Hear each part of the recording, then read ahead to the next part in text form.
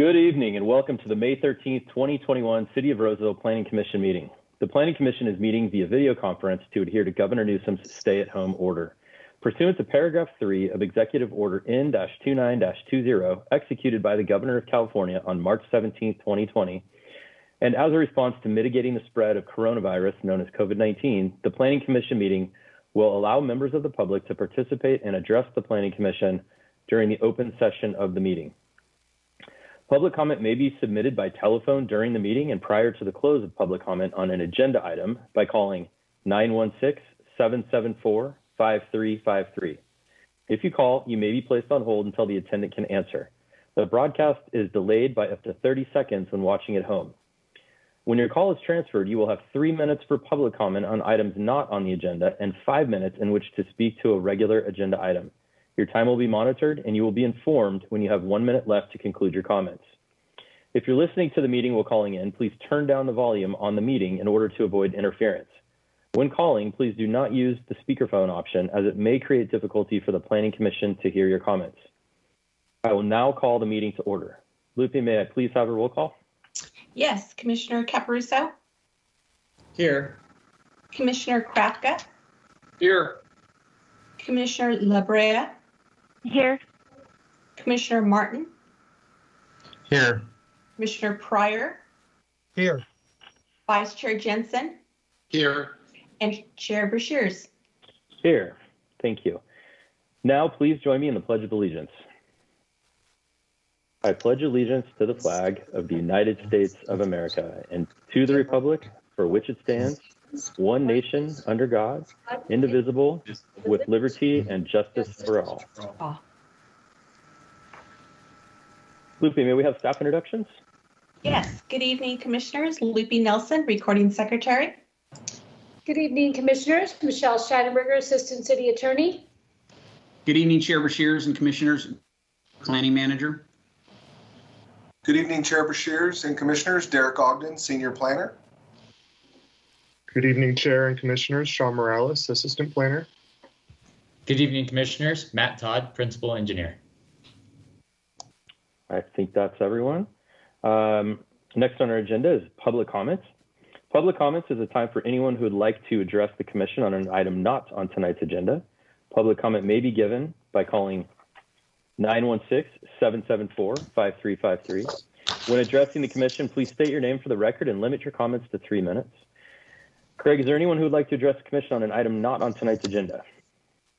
We don't have any callers on the line right now, but again, due to the delay in the video, we'll give it about 30 seconds, Chair.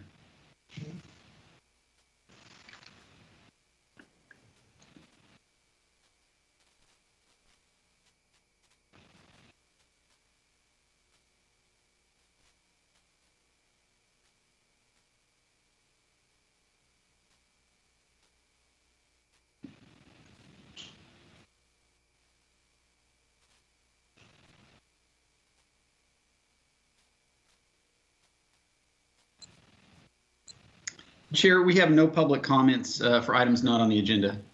Okay, thank you, Greg. Hearing none, I will now close the public comment period. The next item on our agenda is the consent calendar. The consent calendar consists of routine items that may be approved under one motion as recommended in the staff reports.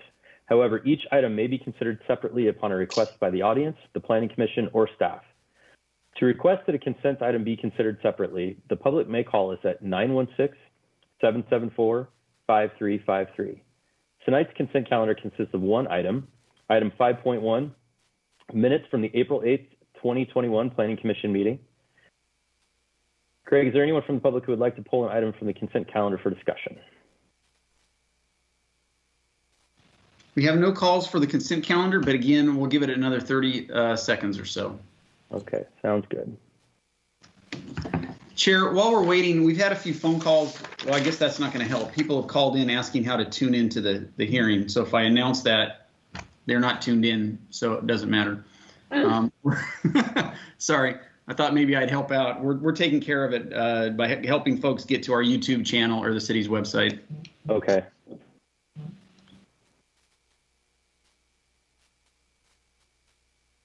a good thought. Yeah, I tried.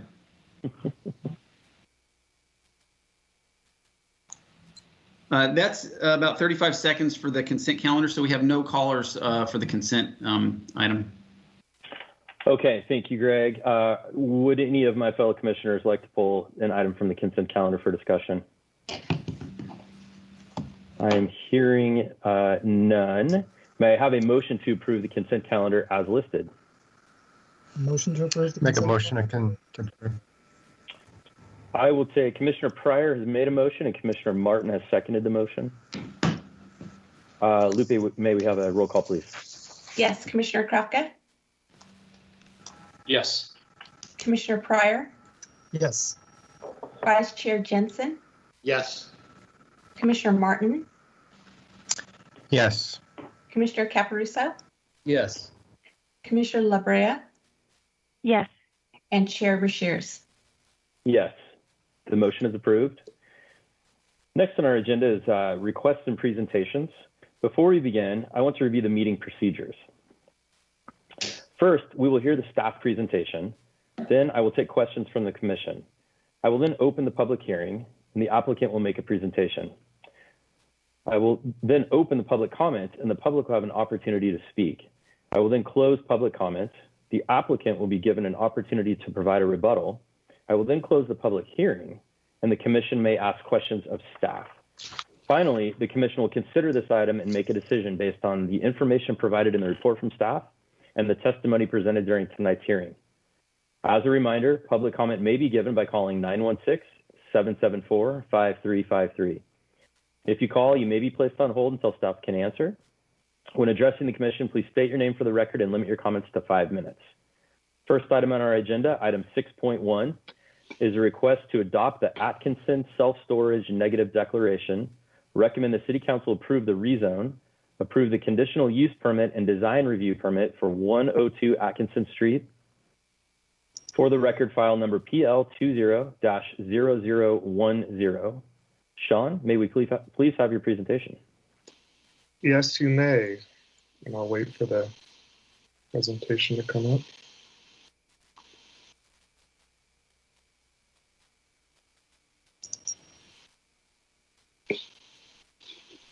Good evening again, Chair Brashears and Commissioners. My name is Sean Morales. I'm an assistant planner. And my first presentation tonight is for the Atkinson Self-Storage Project. The project site is located at 102 Atkinson Street and is identified as parcel 209 in the city's infill area. The site is 5.85 acres in size, and the majority of the site has a zoning designation of Planned Development 59 or PD 59. The PD 59 zone was created by ordinance in 1978 to allow a parking lot use on the site, and the site has functioned as a parking lot since that time. There is a small flag section in the northwest corner of the site that has a zoning designation of R1 for single-family residential. That area of the site is undeveloped. The split zoning condition will be remediated with this project to rezone the entire property to PD 59. The current project proposes the construction of a personal storage facility with RV and boat storage. The applicant requests a rezone to amend the PD 59 zone as well as rezone the small R1 portion of the property to PD 59. The PD 59 zone is proposed to be amended to allow personal storage and outdoor boat and RV storage with a conditional use permit. A conditional use permit, or CUP, is requested with this project as well as a design review permit to evaluate the proposed site plan and elevations. When evaluating rezone applications, staff considers whether the findings can be made that the rezone is consistent with the public interest, health, safety, or welfare of the city and consistent with the general plan. The general plan land use designation on the site is community commercial. The existing PD 59 zone only allows one use, so the land use designation is used as a guide for consistency. If the zoning were community commercial to match the land use, then personal storage would be allowed on site with a CUP. The proposed storage use requiring a CUP is therefore consistent with the general plan. Furthermore, no unique issues with the project were identified to be inconsistent with public health, safety, or welfare. Staff thus supports the rezone to amend the PD 59 zoning. Personal storage facilities are considered conditionally compatible with residential uses, which border the project site to the north and west. As discussed later, the project design has considered the adjacent residential developments. Additionally, operational conditions such as limiting hours of operation for the site and the specific prohibition of incompatible activities further address concerns related to noise and safety during site operation. With the conditions in effect, staff believes that the use will not be detrimental to the health, safety, or welfare of persons residing or working in the area, or be detrimental or injurious to public or private property or improvements. The proposal would allow the construction of 3 one-story storage buildings plus an office in one building for an overall total of 26,872 square feet. The project also includes 163 spaces for outdoor boat and RV storage, with 4 canopies and 6 customer parking spaces near the office at the entrance to the site. The main entrance to the site will be located on Atkinson Street, away from the adjacent residences on the north and west property lines. Vehicle storage canopies 2, 3, and 4 in the center of the site will be set back at least 30 feet from any residences. The applicant proposes to set back canopy 1 a distance of 10 feet from the north and west property lines. Staff supports this location due to existing and proposed site conditions. On the north property line, the grade of the adjacent homes are 6 feet above the proposed grade of the canopy. Therefore, the proposed 16-foot canopy has a perceived height of just 10 feet for the residences, which greatly reduces the visual impact, as shown in the top image with the site section. Additionally, a 16-foot tall CMU wall is proposed at that northern edge of the canopy, which will give it the appearance of an enclosed storage building and screen the view of any boat or RVs parked there. On the western property line, there is an existing 10-foot tall concrete wall between the residences and the project site. This oversized wall will screen any impacts to the adjacent residences as shown in the bottom image. Consistent with the community design guidelines, the eastern elevation along Atkinson Street, the main elevation, provides high quality and durable materials, creative and appropriate use of color, and varied building heights and roof forms. The materials include plaster and CMU with metal siding accents for tower elements. Varying field and accent CMU blocks are used to create contrast. A tower element is proposed on each side of the entrance to add visual interest and emphasize the entry to the project. 2 additional tower-like elements are proposed along the eastern elevation to break up the length of the wall plane. A combination of trees and shrubs are also proposed to soften the views from the public way. An initial study and negative declaration were prepared for the project. The site is previously disturbed with the parking lot, and the project operations were not found to have a potential significant impact on the environment. The document was released for a 20-day review period and no comments were received. The applicant also communicated with surrounding neighbors early in the process, and a notice of the hearing was mailed to surrounding residents and property owners. A sign was also posted to the project site with project information and contacts. In conclusion, the project is consistent with the general plan, zoning ordinance, and community design guidelines, and the required findings can be made for all of the requested entitlements. And so given that, staff recommends that the Planning Commission adopt the Atkinson self-storage negative declaration, recommend that the City Council adopt the 2 findings of fact and approve the rezone, Commission adopt the 3 findings of fact and approve the conditional use permit subject to 5 conditions of approval, and adopt the 4 findings of fact and approve the design review permit subject to 73 conditions of approval. And I'm happy to answer any questions you have. Great. Thank you very much, Sean, for your presentation. At this time, I will ask my fellow commissioners by way of roll call if they have any questions. Commissioner Caparuso, any questions? I do. Thanks, Chair. Hey, Sean, thanks for your report. One question I have is around sort of security. And do you know of any plans for sort of 24-hour security for this operation? So there will be at least 20 video cameras on site linked to a security service that the owner will be in contact with. There won't be any security living on site, but they will have that kind of security set up. And is that consistent with other sort of outdoor storage facilities in town? Yes, I think there's a mix of owner operate where the manager lives on site, but there's others such as the Johnson Ranch storage approved without managers living on site. Do you know, and I don't mean to necessarily put you on the spot, but is this, I know that when going through these going through these projects, you consult with other agencies. And so does that project have any more, police activity on it than those where, you've got a manager living on site? Johnson Ranch in particular, I guess. Well, that's not even up yet, but. Greg or Derek, do you have any history on activity? I know with the Johnson Ranch, you might have looked into that. I mean, it would be purely anecdotal, but I don't think we have any more, security issues with storage facilities that have a manager's residence versus don't have a manager's residence. It's just the way that they monitor, security on site. Okay. That is a concern of mine. And then just I don't know, by way of an edit or something on condition 35B, there's and recycled is crossed out. I see Greg trying to talk.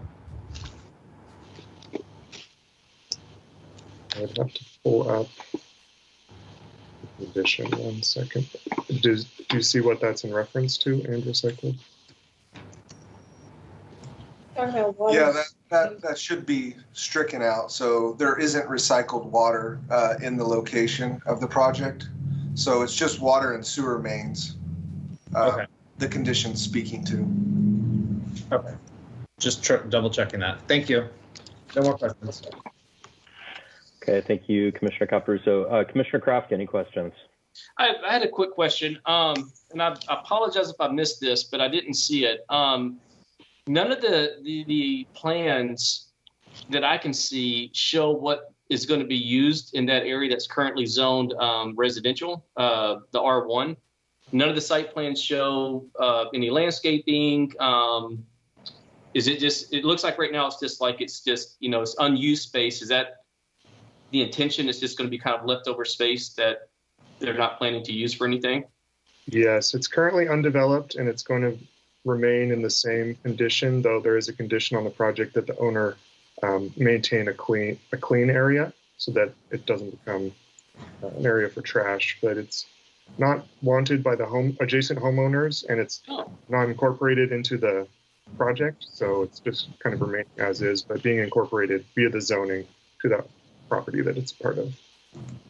Yeah. Okay. It's interesting that the adjacent homeowners didn't want to try to take that over, but okay. Thank you. Commissioner Kraft, I didn't mean to cut you off, but I would just add that they did, the applicant did look into, looking at giving some of that property to the adjacent homeowners, but there, like Sean mentioned, there wasn't interest. And so they just agreed to kind of maintain that and keep it free of, trash and debris and things like that. Okay. No, thank you. Thank you, Commissioner Kraft. Commissioner LaBrea, any questions? I had similar questions as Commissioner Krafka. I was concerned about, what might happen to that area, especially it looks like they're going to do a more permanent wrought iron fence between that and the actual project. So it might be left to its own devices, and that could be a safety issue for the folks living right next to it. So I'm hopeful that the condition you put in place will address that, and that the property owner will stick to the requirements to keep it safe and clean. Thank you, Commissioner LaBrea. Commissioner Martin, any questions? Thanks for the presentation, Sean. Yeah, that was the only concern I had, was what Commissioner Krafka and LaBrea had, was I missed that condition. So if the condition is indicating that they have to take care of the property, then it should be taken care of, and we shouldn't have a fire or safety issue with that little small spot. That was it. All right, thank you, Commissioner Martin. Commissioner Pryor, any questions? Yes, thank you, Sean, again for your presentation. And I was also concerned about that area, but with the condition in place, hopefully that will solve it. But I did have a question about the current use of the area is a parking lot, and it services which building? Is it the auction building next door, or not anymore? Or Historically, it was associated with the Denios auction, but most recently, over the past 5 or so years, it was AutoNation car sales inventory. And so it was just okay, so it wasn't used. So we're not losing any car parking spaces? No, not any currently used parking. Okay, thank you. Thank you, Commissioner Pryor. Vice Chair Jensen, any questions? No questions. And my questions and concerns have all been addressed. So I will now open the public hearing, and I'd like to invite the representative for this item to address the commission. Chair Beshears, I have Steve Leffler, who's the owner and developer on the phone. Steve, you can go ahead and address the commission. Okay.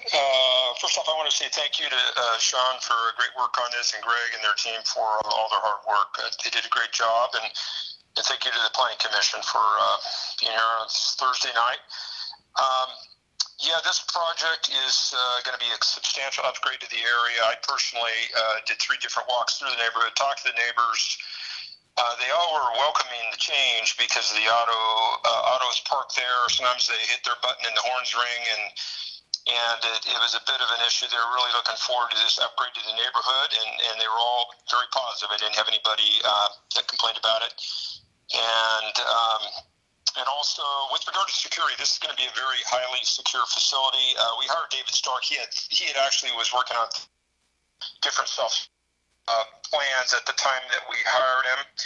And so we also interviewed national managers, about 5 different of the big companies, RV self-storage facilities. And we were going to go with an on-site housing manager, but we changed and moved away from that. It's going to be a very nice and highly secure facility. We're going to have at least 20 cameras. We're going to monitor both the ingress and egress, so they'll have to use their code to come and go, so we'll know who's coming and going. We're not going to have the outdoor alarms or anything because that has potential to disturb the neighbors, and that's not usually common in outdoor components of the project. But it's going to be very safe and very clean, and I think it's going to be a great project. Great. Thank you very much for your time tonight, Steve. Fellow commissioners, are there any questions for the project representative at this time? Okay. Hearing none, I will now open public comments. Public comment may be given by calling 916-774-5353. As a reminder, you will have 5 minutes to address the commission on this item. Greg, do we have anyone from the public who would like to address the commission on this item? Yeah, Chair Beshears, we don't have anybody online yet, but again, we'll give it the standard 30 seconds for the delay.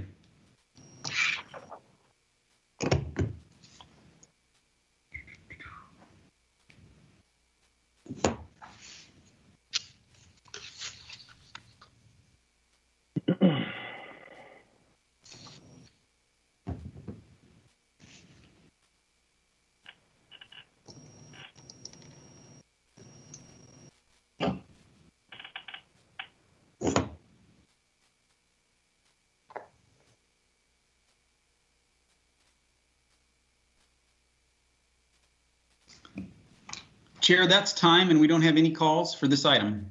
Okay, thank you, Greg. Given that there were no public comments, there is nothing for the applicant to address. Commissioners, are there any further comments or discussion on this item? Okay. Hearing none, would anyone like to make a motion?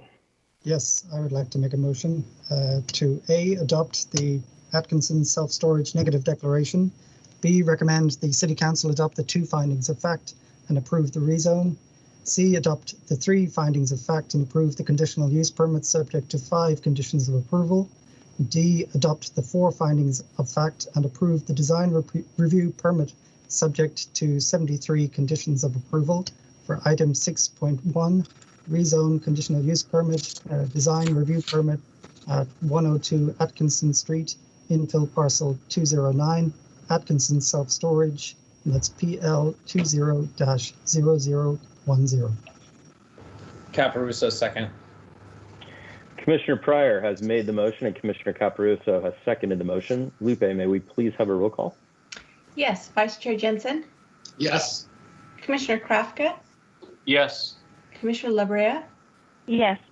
Commissioner Pryor, Yes. Commissioner Martin, Yes. Commissioner Caparuso, Yes.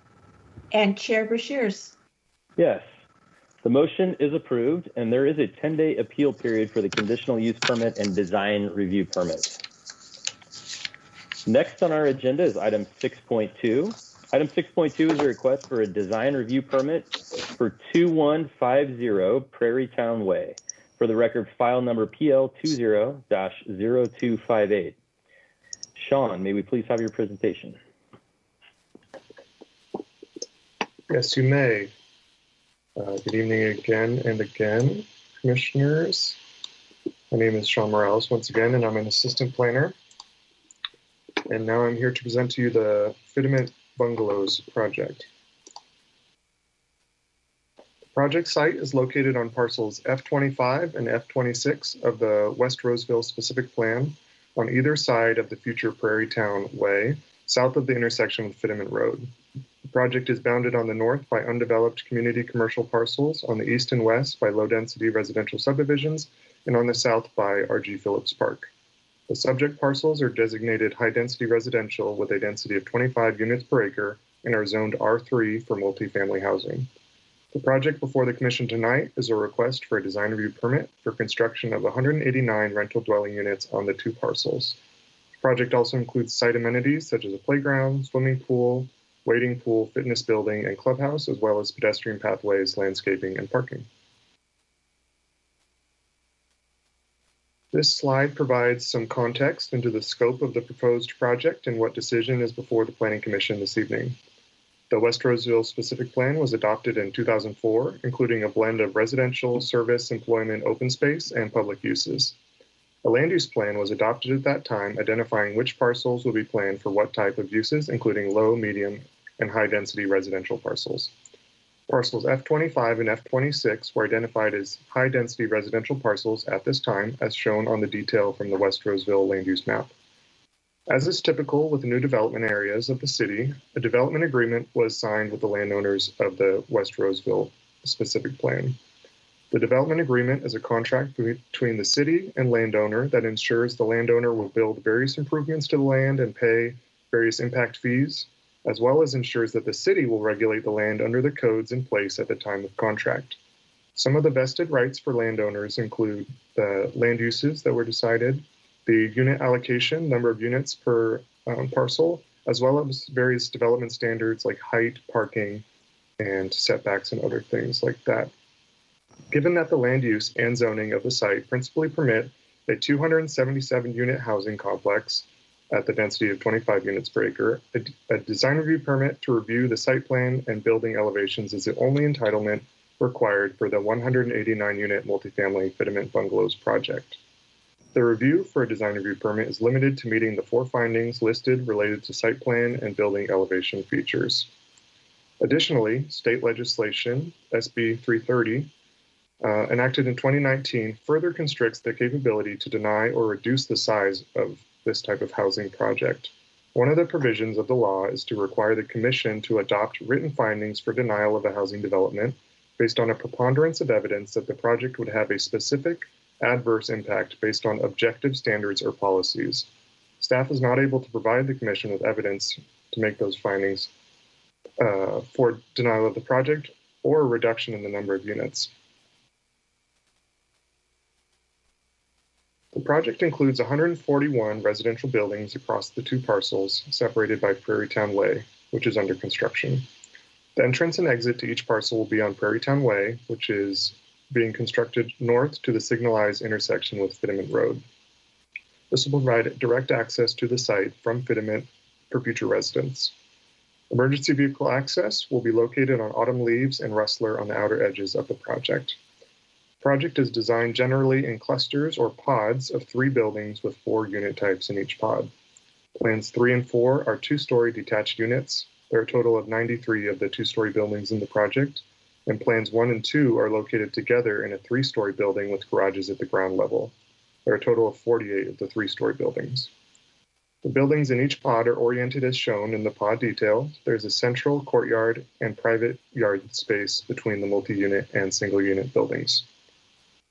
The project is required to provide 397 off-street parking spaces and proposes a total of 404 spaces, including 294 garage spaces, 84 carport spaces, and 26 uncovered guest spaces.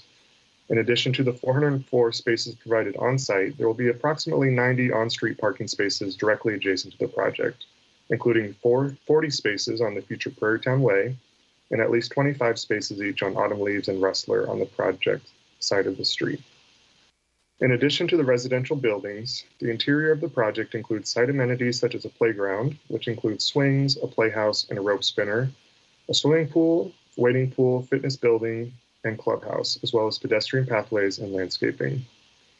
The buildings meet the required setback and site coverage requirements, and the landscaping design provides adequate shade coverage for the sidewalks, public spaces, and parking spots, as well as screening of undesirable views, such as trash enclosures and surface parking. The design as shown is consistent with the West Roseville specific plan, zoning ordinance, and community design guidelines. The building elevations were reviewed for consistency with the zoning ordinance and community design guidelines as well. The zoning ordinance development standards for R3 zones establish a maximum height of up to 45 feet. The project includes 1, 2, and 3-story buildings. The tallest buildings on site are the 3-story buildings with a maximum height of 37 feet 5 inches. The 2-story units are located adjacent to the street as shown. These units are up to 28 feet tall, similar to the 2-story single-family homes found in the adjacent neighborhood. The 2-story units provide a transition of height to the 3-story units in the rear, which are set back approximately 60 feet from any of the public streets. There are 6 color schemes proposed in a variety of neutral tones that complement the paint colors found in the adjacent homes. The project proposes building elevations with material, roof form, and wall plane variation. The units adjacent to the public street are also required to provide enhanced side elevations with additional accent materials to provide further visual interest. The clubhouse, pool house, and fitness building are single-story, set in the center of the community, and use complementary colors and materials to the rest of the project. An evaluation of the design found that the project is consistent with the community design guidelines and that it includes variation in colors, high-quality materials, as well as wall plane and roof line variation, and it's compatible with the surrounding neighborhood. The applicant and staff attended 2 virtual meetings for this project at the monthly joint meeting of the Fitterman Farm and West Park Neighborhood Associations on February 9th and March 9th of this year. The applicant introduced themselves and the project, and there were many questions and discussions about the project at those meetings. Staff received inquiries from 27 residents who live outside the typical 300-foot project mailing radius to be added to the notification list. In response to the meeting discussion, staff created a projects of interest page on the Planning Division website with information and frequently asked questions about the project. A 3rd virtual meeting was held with a select group of residents to discuss remaining concerns about the project on April 22nd. Notice of the Planning Commission hearing was sent to property owners within 300 feet of the project and the interested individuals list, as well as posted on the Arcona website. In response to the notice, staff received a letter from 5 residents, as well as 138 forms from other residents co-signing that neighbor or resident letter.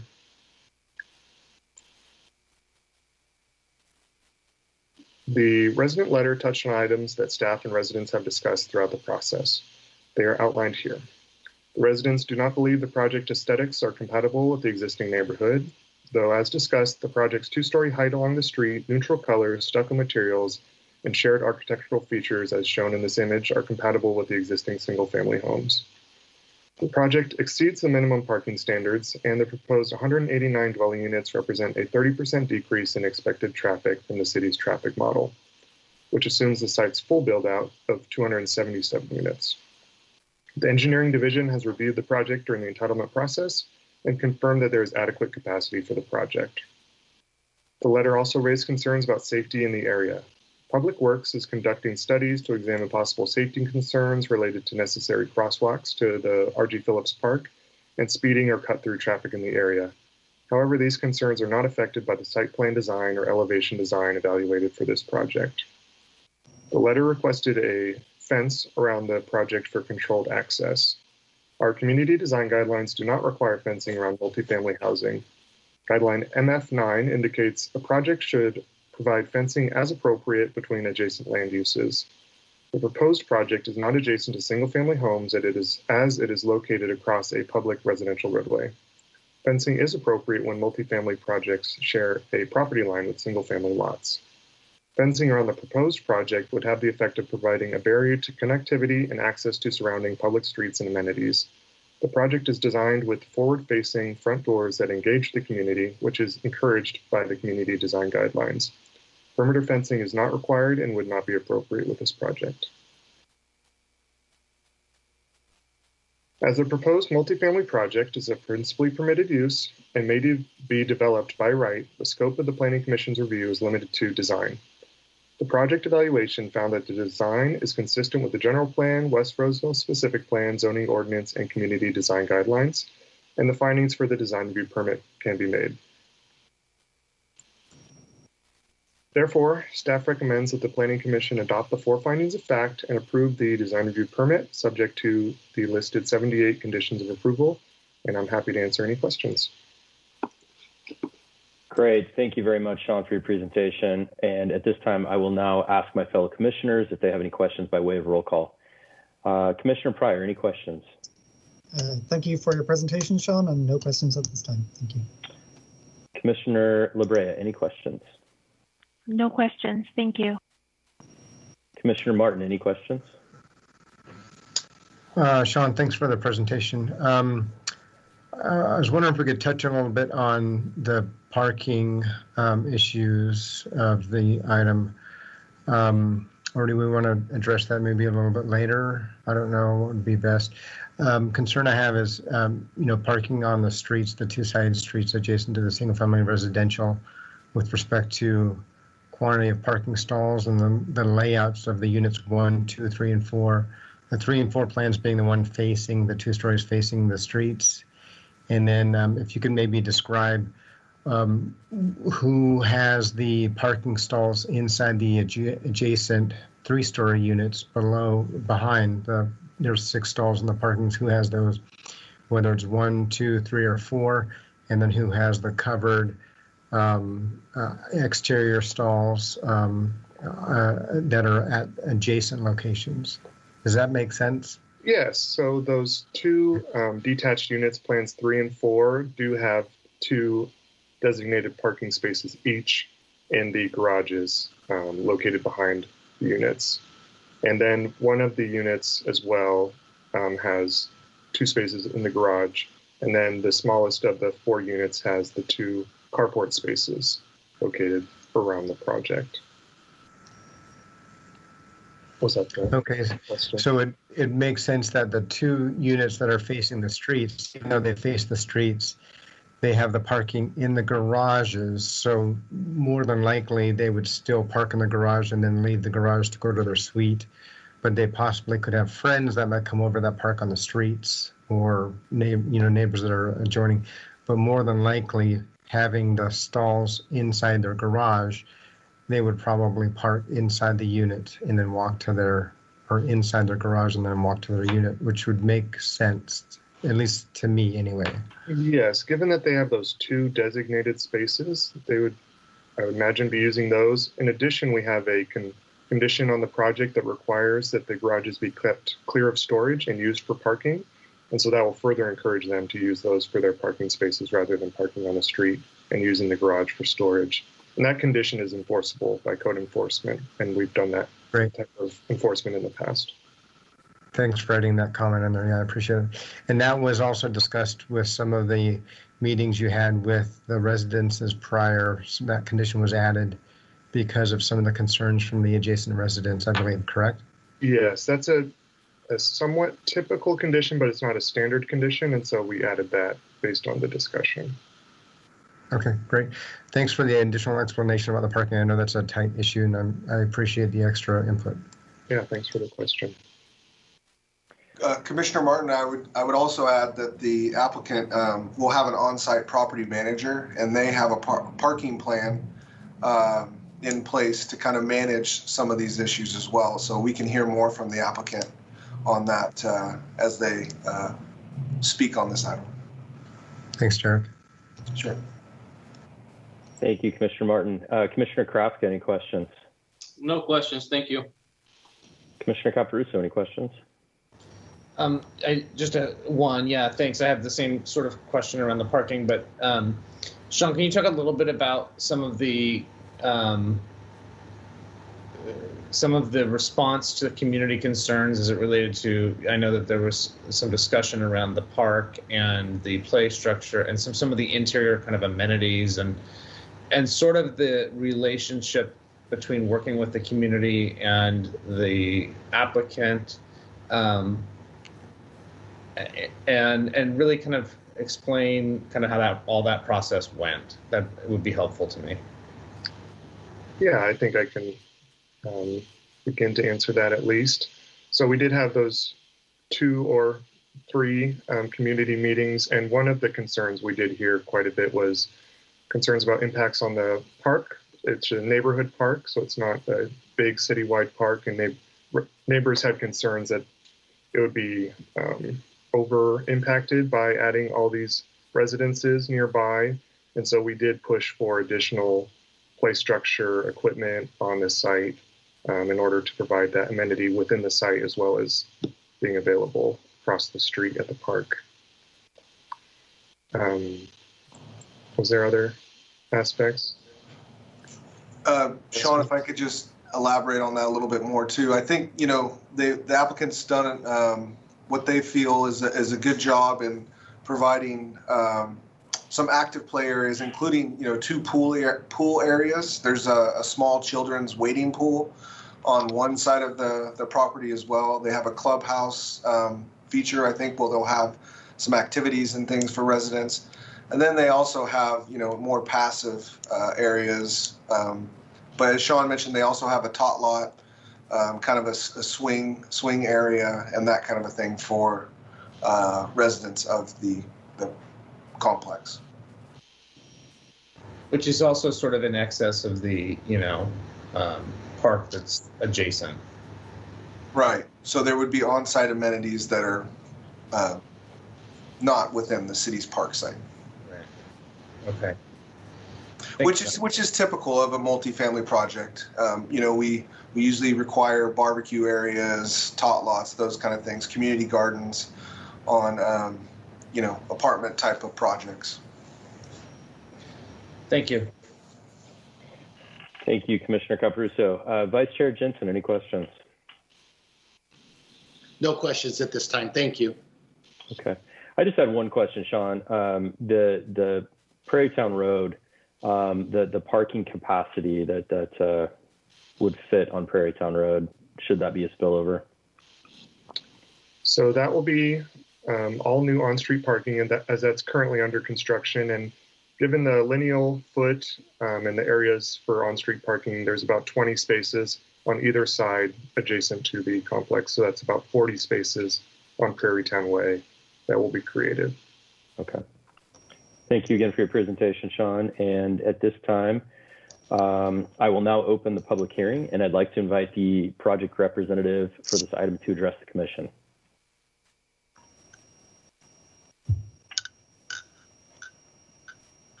Greg, do we have Greg? Sorry, Chair Beshears, I had some, oh no. You're there. Okay, I have the applicant on the line. Tim Fisher's the project manager, and Mike Battaglia is the vice president of operations for Vandale Homes, and I have them both on the line. Tim, you guys are up. Thank you very much. I'm just going to give some time for our Vice President of Operations, Michael Battaglia, to say a few remarks. Mike, please go ahead. Thanks, Tim. Good evening, Chair Beshears, Vice Chair Jensen, Commissioners and staff. Michael Battaglia, Vice President of Operations for Vandale Homes. Hey, thank you, Sean, for a very thorough report. And before Tim responds to any questions, I just want to express how enthused we are to bring this design review permit to you guys, to the Planning Commission tonight. We all know about the housing shortage and the need for all types of housing. and our proposed Fitment bungalows effectively provides high-quality homes with aesthetically pleasing detached and attached rental housing, community amenities, which you guys have discussed, which create a welcoming environment for all families to call home in Roseville, and an option for those who could afford a mortgage but do not have a down payment. As you see with our proposal, Tim's worked within the West Roseville specific plan and the Fitment Ranch development agreement to bring forth a well-thought-out and considerate plan that's within all the standards and guidelines that have been set forth for F25 and F26. So as you know, Tim Fisher's done a great job, and he's the guy responsible for working with Sean, Greg, and Derek and the entire staff to bring you this opportunity tonight. So let me turn it back over to you, Tim, and thank you all. Thank you very much. I'll just say a few remarks before I take questions. But I just want to point out it's important to emphasize that Fitment bungalows will be a market rate community, market rate for rent homes. Comparable rental homes in Roseville require monthly payments equivalent to a mortgage payment. So residents at Fitment bungalows will need to have an income otherwise sufficient to make a mortgage payment, even for the smallest plan. So we know our neighbors had some concerns about the project. We hope that working with staff, and we appreciate all the efforts of Sean and Derek and Greg and the entire staff to help us improve the project, not only to meet the requirements of the specific plan and so forth, but also to address neighbors' concerns, whether it is enhancing the play structures on the site or better explaining our project, how it will be a benefit to the community and provide excellent living opportunities for future residents of this area. So with that, I'll conclude my remarks, and I would be happy to take any questions that the commission has. Thank you. Great. Thank you very much to the both of you for your time this evening. And I'll now ask my fellow commissioners if they have any questions for the project representatives at this time. Commissioner LeBray, any questions? I wondered if you could give a rough estimate of the range of rental rates you expect. You mentioned it was market rate, but just to give us a clearer idea of where those might fall. Sure. The comparable homes within the city of Roseville currently go for somewhere in the low to mid twos for an equivalent to the smallest plan at $2,000 per month. And the largest plans go for the equivalent of the low to mid $3,000 per month rents. So that would be roughly the range, low to mid twos to low to mid threes for comparable homes within Roseville that are rental homes. Well, thank you. That was my only question at this time. Commissioner Krafka, any questions for the applicant? No questions. Thank you. Commissioner Pryor, any questions for the applicant? No questions. Thank you. Commissioner Caparuso, any questions for the applicant? No, thank you. Commissioner Martin, any questions? No questions for the applicant. Thank you. Okay. And Vice Chair Jensen, any questions for the applicant? No questions. Okay, thank you. I have no questions at this time. I will now open the public hearing, and I'd like to, wait, I'm sorry, I've already opened the public hearing. I will now turn the page.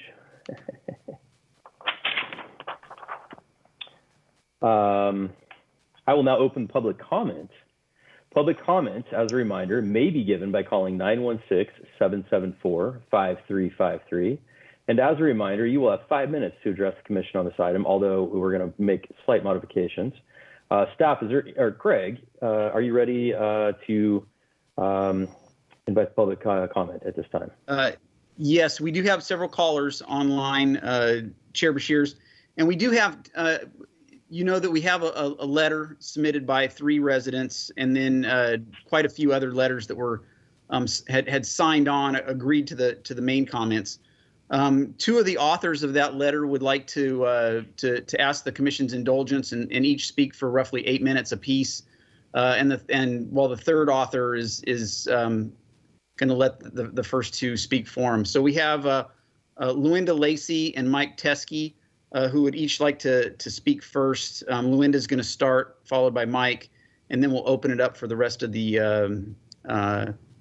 public to make their comments. So if it's at your discretion, they'd each like to have 8 minutes to go over their comments. I think that would be just fine. My understanding is that they're both representing a large number of the residents in the area. So we'll go ahead and allow the 8 minutes each there. Okay, that's great. Derek has them all queued up, so I think he's going to be sending them on. Yeah, Chair Beshears, I have Luwinda Lacey, if you hold on 1 second. Hi, Luwinda. Hi.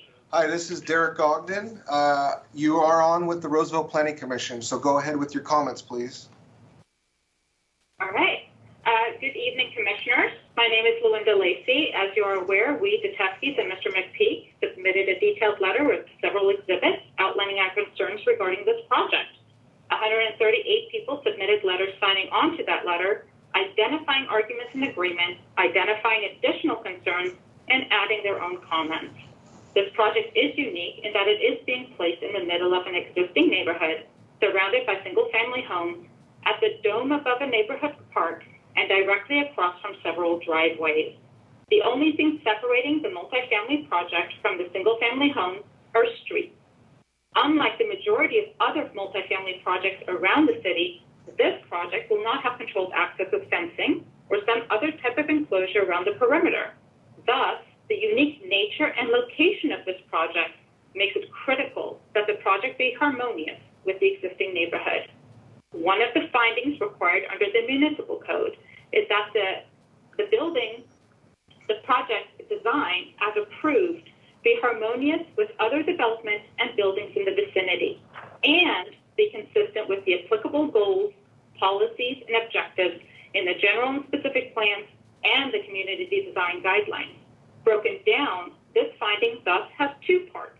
One is that it complies with the plans and the guidelines.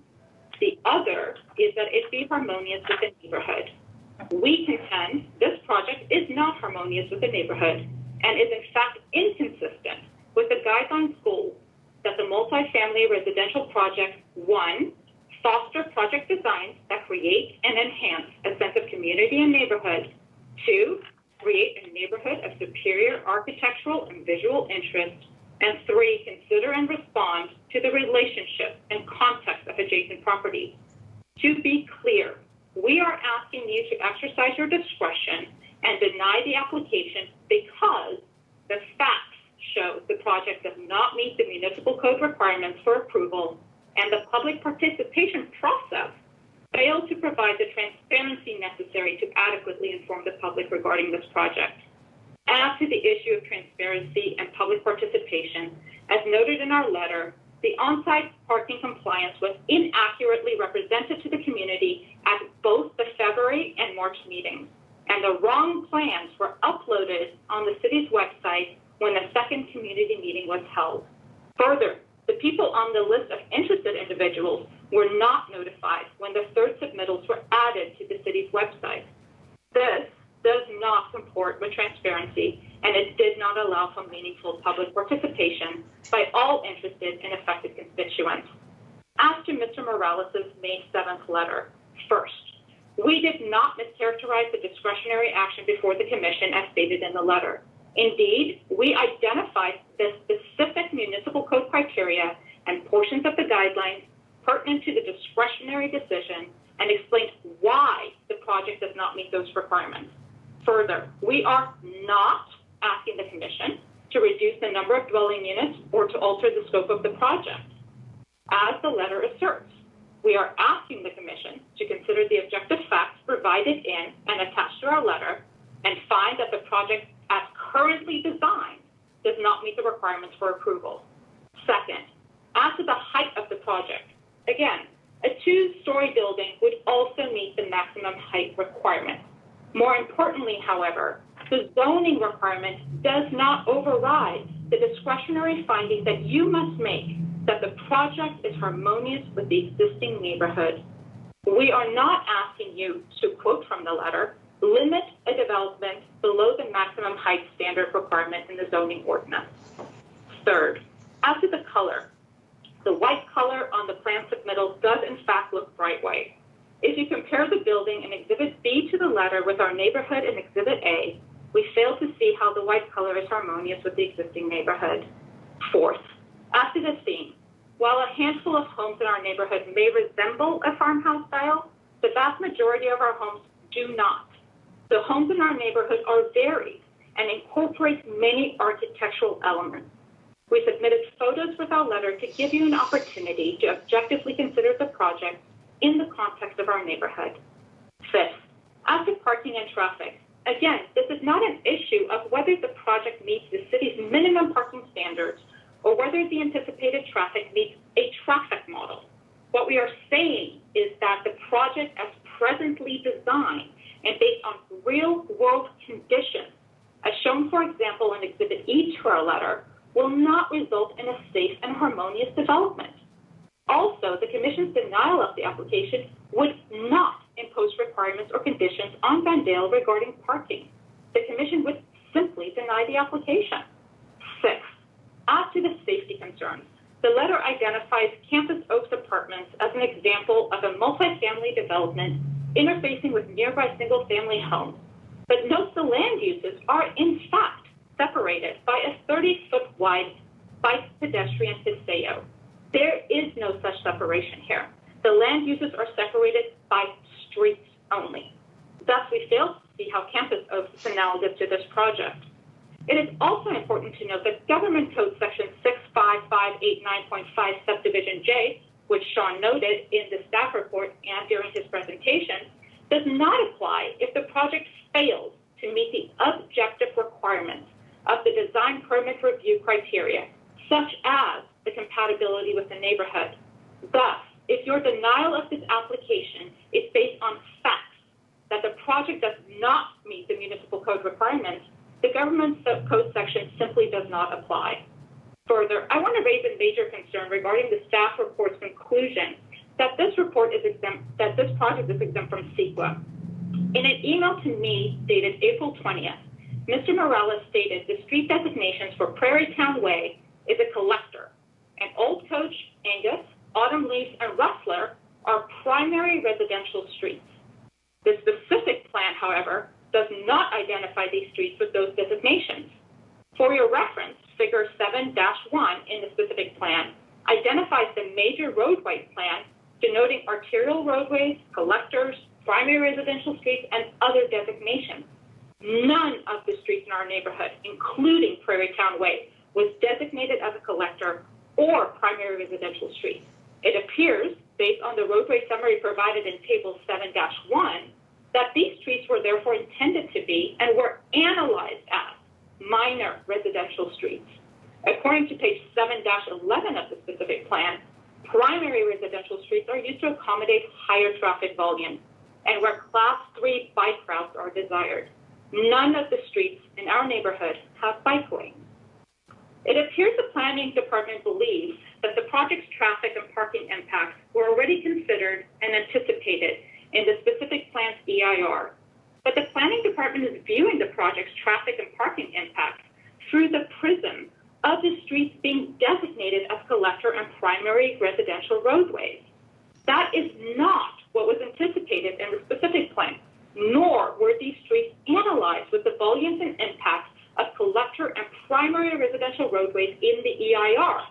Thus, if the Planning Commission does not deny the application, I request that the hearing on this project, at the very least, be continued to more fully understand the potential impact after environmental review that is now noted in the staff report. The modification and deviation of the street designations from the specific plan presents a reasonable argument that further environmental review should be conducted to consider the impacts from this project, because the specific plan anticipated that traffic and parking on the streets in our neighborhood would be consistent with minor residential streets. The staff report does not address this discrepancy or explain why it does not require further environmental review. I will conclude my public comment here to give others an opportunity to speak. In conclusion, we request that you deny the application under the objective criteria in the municipal code and the goals and the guidelines based on the facts presented in this proceeding, and if not, at the very least, to continue the hearing to consider the environmental impacts further. Thank you for your attention. Thank you, Ms. Lacey. And now, Derek, do we have second representative? Chair, ready to go?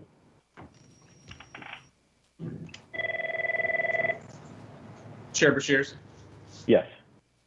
would it be possible to ask questions after this first of each speaker, or would you prefer to wait till the end? No, I think that would be okay. If you've got specific questions for these first two presenters, I would rather you address those questions versus losing the train of thought, over time.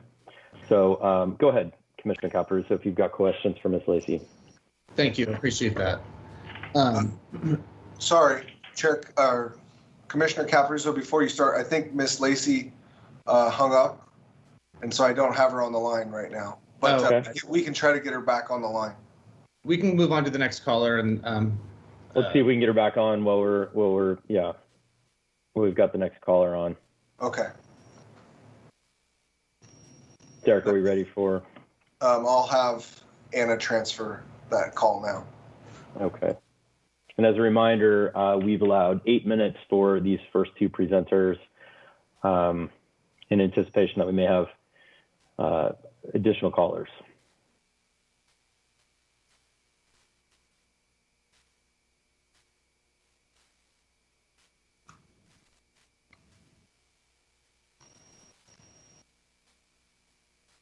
Derek, you are on mute. Just okay.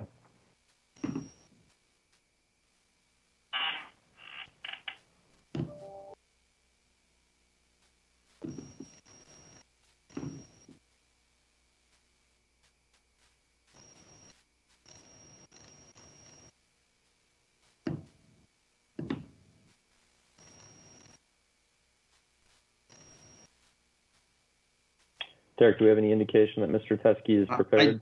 I just heard that Mr. Teskey was sent to somebody's voicemail, Derek. Can we get him back on to you? The challenges of remote meetings.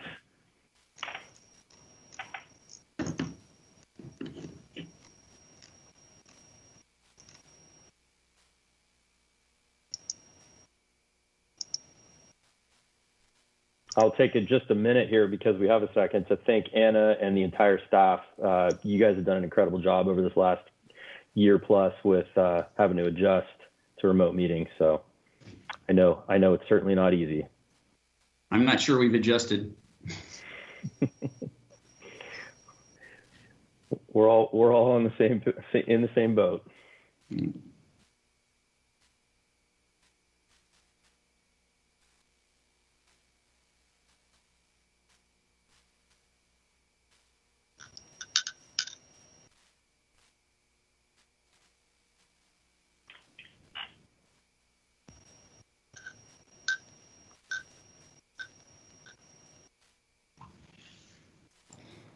Should we go ahead and take another call while we wait for Here, hang on a second, Derek.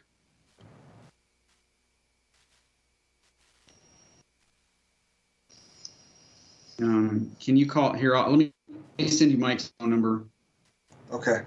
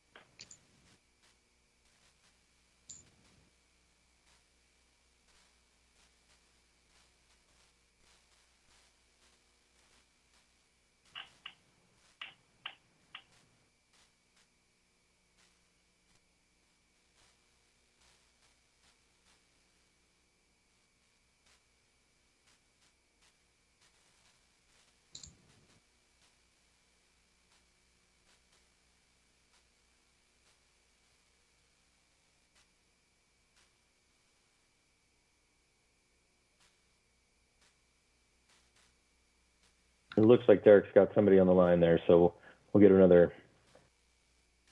minute or so to see if we can.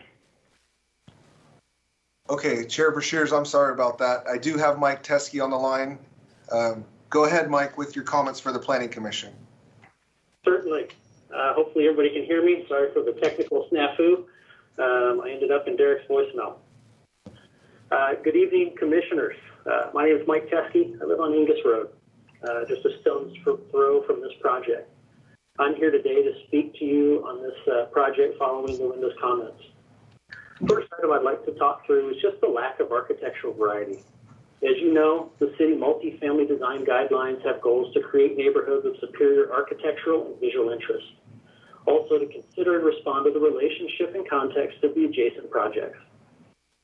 The plans presented for this project have a single farmhouse style, repeated across each structure facing the existing neighborhood with little to no variation, with mostly flat walls and only 2 roofline variants.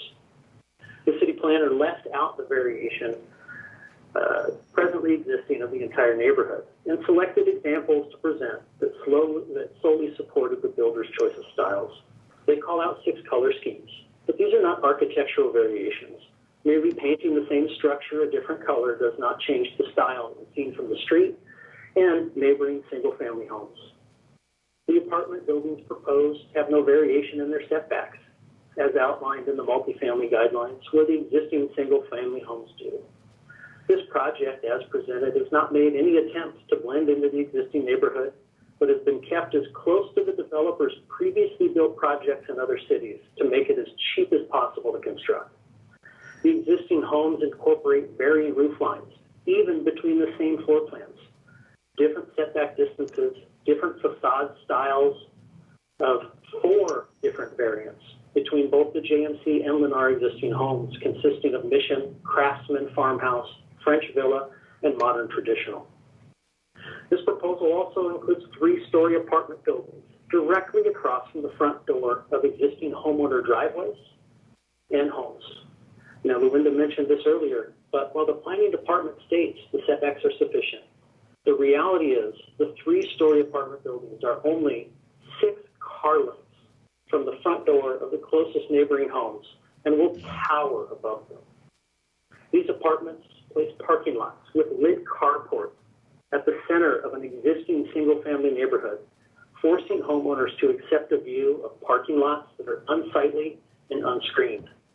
The city provides guidance for screening unsightly parking lots from the public view, examples of things such as berms or fencing to be incorporated into the design to properly screen parking lots. Failure to screen these parking lots forces homeowners to have views from their homes of the parking lots, all in the middle of a single-family subdivision. In evenings, they're forced to endure headlights shining directly into their windows, something I experienced in my prior home in Roseville before moving here.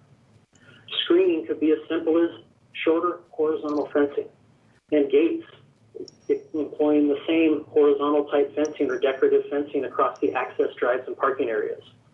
But instead of constructing something such as this, the builder opted for the cheapest option, bollards at the emergency driveways, allowing full view of parking lots from sidewalks and the neighboring homes' windows. This is just one example of the bare minimum the builder has been willing to do thus far. The West Roseville plan incorporated fencing between the uses of low density and high density, but the city did not require the low density builders to follow the West Roseville specific plan. And now nothing's being incorporated in the requirement for the high density parcel.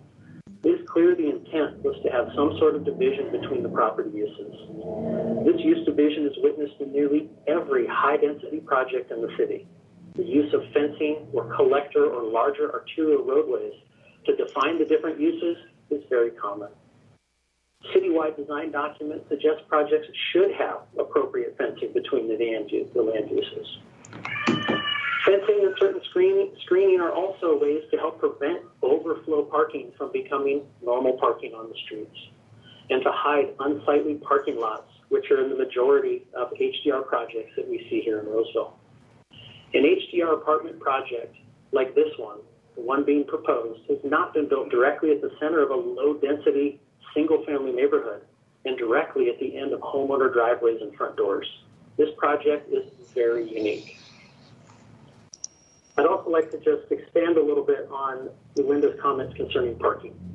Parking from the HDR projects in Roseville have continually been a problem, but rarely flow into low-density neighborhoods due to the separation incorporated in their design. When an HDR project is designed with parking control in mind, the problem is much lessened. But when left to use public streets as overflow, it has been demonstrated over and over to create a problem. A couple of examples: Harvest City Ranch, a newly constructed project, parking on both sides of the street. Lenar's Homes at La Maison, parking in every available space on the street a car can fit, both sides of the roadway, even though these units all have attached garages. Paseo del Norte, parking has expanded into the vacant lots next to the properties because there's no more parking available in either the garages or on the street. And just as a further example, Adora Luxury Townhomes. This is a gated project in Roseville.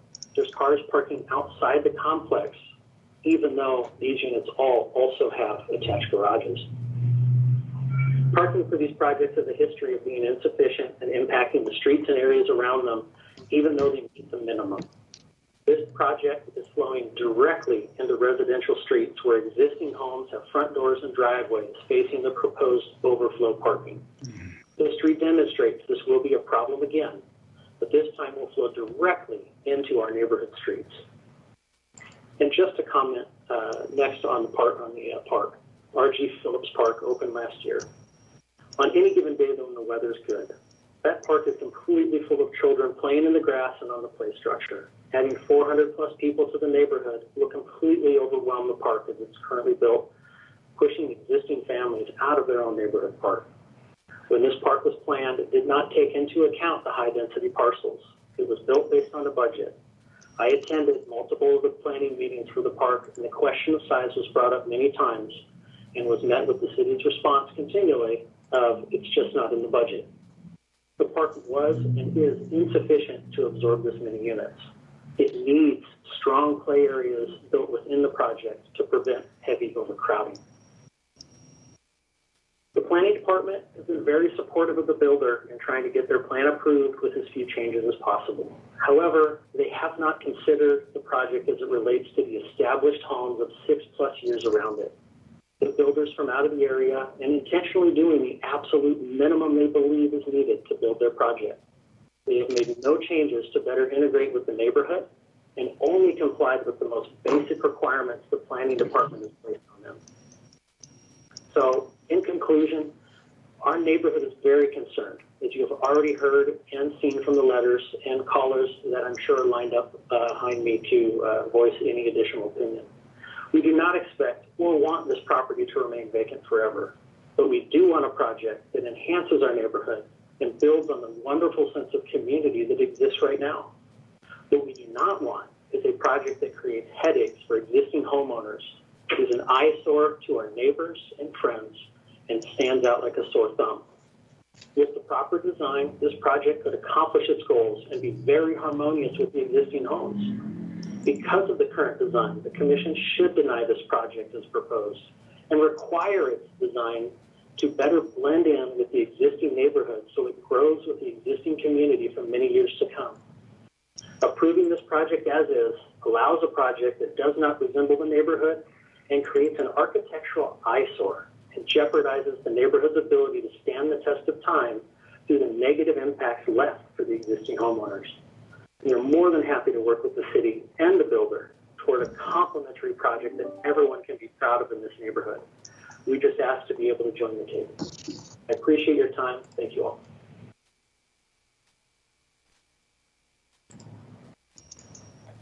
Thank you, Mr. Teske. Chair Beshears, yes, sir. Chair Beshears, could I interject something really quick? For anybody that's watching at home, our phone system has 5 lines, so we can have 5 people on hold at any one time. So if you are calling and getting a busy signal, that is because there are 5 people on the line waiting to speak. So if you wait a few minutes or after a speaker is finished, and odds are that you'll be able to get through. So that's the reason we're having folks calling and getting a busy signal right now. I just want to make sure that the viewing public understands that if they're trying to call in. Thank you, Greg. I'd like to pause just briefly here to allow my fellow commissioners. I know Commissioner Caparuso had a specific question for Ms. Lacey. Were we able to get her back on the line? Chair Beshears, no, I still have Mike Teske on the line. I don't know if you want to pose any questions to him first, and then we can try to see if I can get Luinda back on the line. Yeah, I think that's a good since we have Mr. Teskey. Do any of my fellow commissioners have questions for Mr. Teskey specifically at this time? I guess I'll go. I do.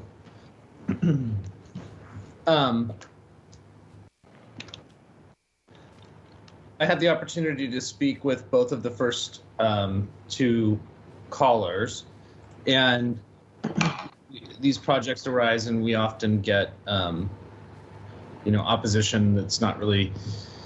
It's a lot of just NIMBY, not in my backyard kind of a concerns. I guess what I would like to hear, and I still want to speak with Ms. Lacey as well, is, a lot of this is, as we discussed, subjective and discretion, and, we're talking about harmonious with the existing neighborhood. And I wondered if we could have Mr. Teskey explain to us what this project, in his opinion, would look like and should look like to be approved.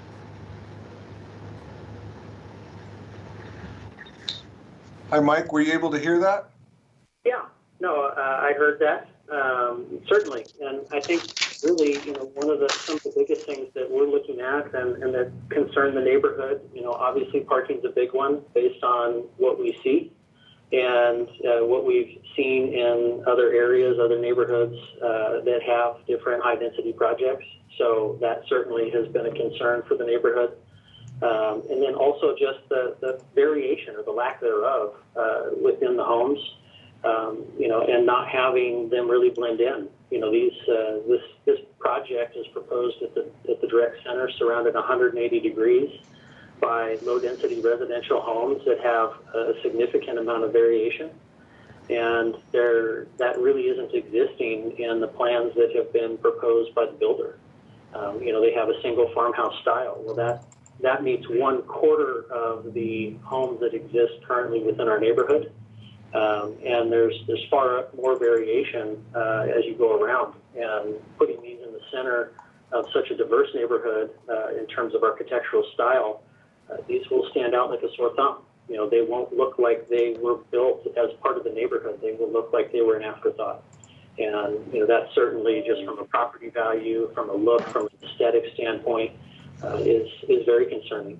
And just the general design with parking,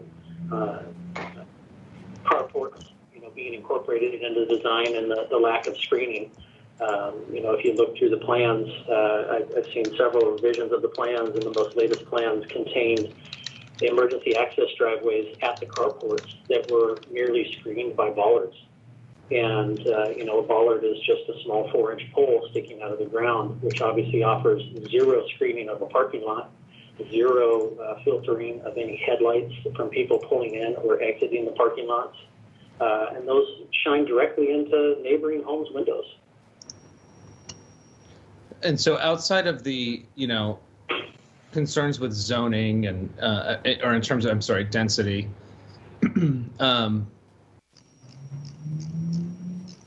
you would not consider this project to be a decent compromise in what could potentially be there.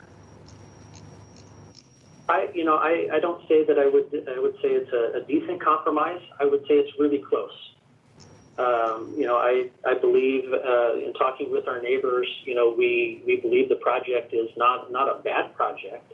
However, it just doesn't blend in with the neighborhood and will stick out significantly.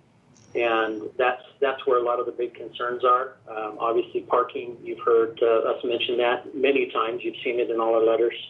Is a grave concern of any high-density residential project, and we certainly want to see that mitigated as best as possible. But the project is designed is really close, and I think there are some minor adjustments that could be made. I'm not the builder, I'm not the architect, so I can't say, oh, just do this or just do that. But it's not far off. And I think some minor adjustments to, best address some of the screening concerns, really working with the community to what is the best way to handle, the parking, the overflow issues, And then just looking at the elevations of the buildings to provide some additional variation so it better blends with the existing neighborhood and doesn't look like an afterthought. Okay, thank you, sir. You bet. No more questions, Chair. Thank you, Commissioner Caparuso. Any other of my fellow commissioners would like to address? I think we've just got Mr. Teskey available right now, potentially Ms. Lacey at some point, before we move on to the other callers.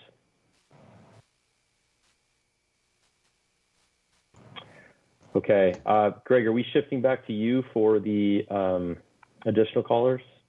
No, Chair Bashirs. The additional callers will be coming through Anaquan at the call center through Derek. Okay, great. So and Derek. Okay, sorry. Yeah, that's okay. Derek, I'm sure you've got a queue of callers at this point. I would just want to reiterate that comments will be limited at this point to 5 minutes. And make very clear that, you know, I know that I speak for my fellow commissioners. We have done our homework on this project. We are very, very aware of the chief concerns: parking, integration with the surrounding area, the aesthetics, that type of thing. I would encourage callers. We're encouraged by those other parties and the fact that you're confident and willing to speak up here. I would encourage callers to share other concerns that maybe we're not as familiar with at this point. But we'll go ahead and start off, and comments will be again limited to 5 minutes for the time being. Chair Bashirs, before we start with other commenters, do you want me to try to get Luenda Lacey back on the phone, or should we go ahead with other commenters? Let's go ahead with the other commenters at this point, Derek, and then maybe in the meantime, we can work on getting Ms. Lacey back on the phone. Unless again, Chair Caparuso has had his questions answered.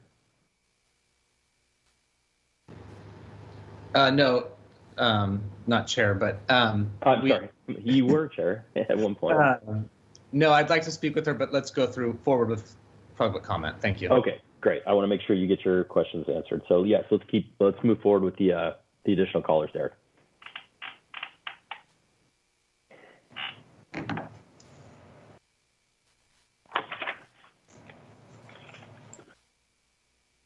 Uh-oh.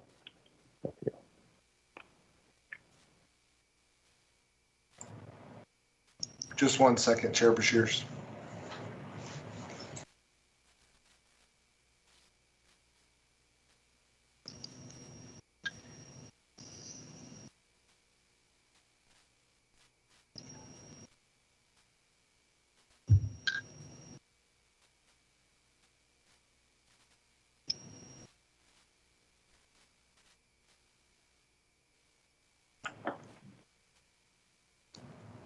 Mr. Barner, go ahead with your comments for the Planning Commission.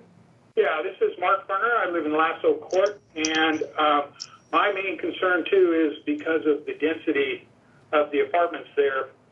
We already have people coming over from the high density over where the new Whaley's is being built. They come across the bridge and use the park. And if you want to see how their apartments were supposed to have not impacted the streets, you can go by there right now and see that both sides of the streets are filled with cars being parked on there. And that wasn't supposed to happen there either in your planning, and it's there now. And so that's why we don't have much faith in it changing if the people will park on the street here also. Okay, anything else for the commission? That's it, thanks.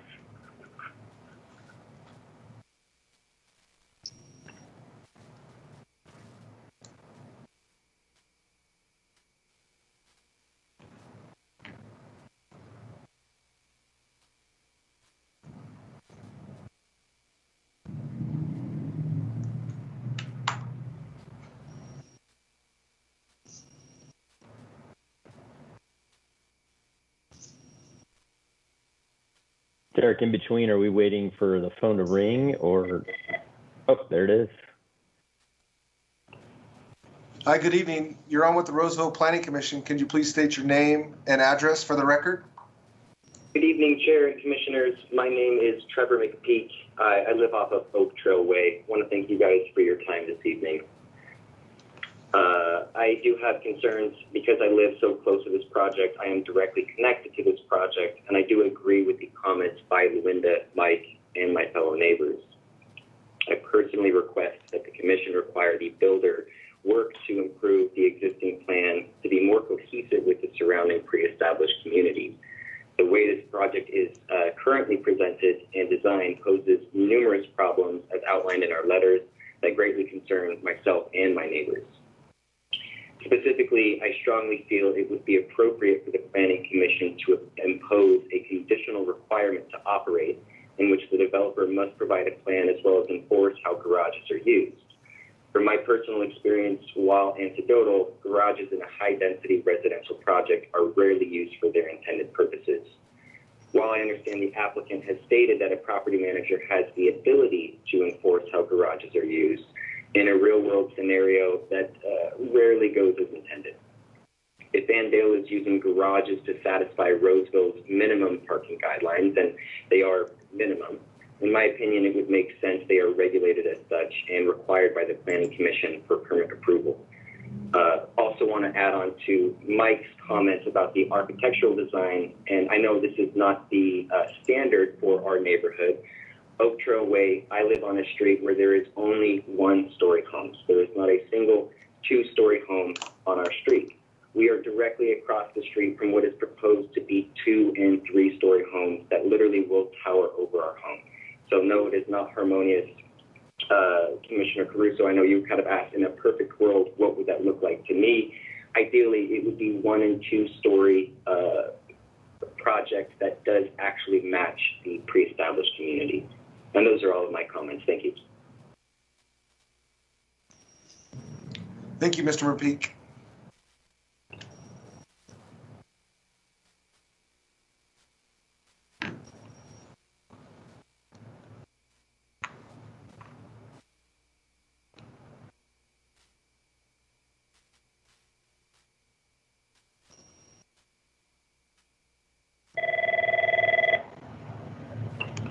Good evening. You're on with the Roseville Planning Commission. Can you please state your name and address for the record? Yes, thank you. This is Lacey Yarrow, and I live on Chuck Wagon Way, and I am going to be brief. I just wanted to take the time to call in and say that I support my fellow neighbors, and I just implore you to consider this, that it is not harmonious with our neighborhood, and it would really have a severe impact on our homes and our home value. And that's it. Okay, thank you, Ms. Yarrow. Thank you.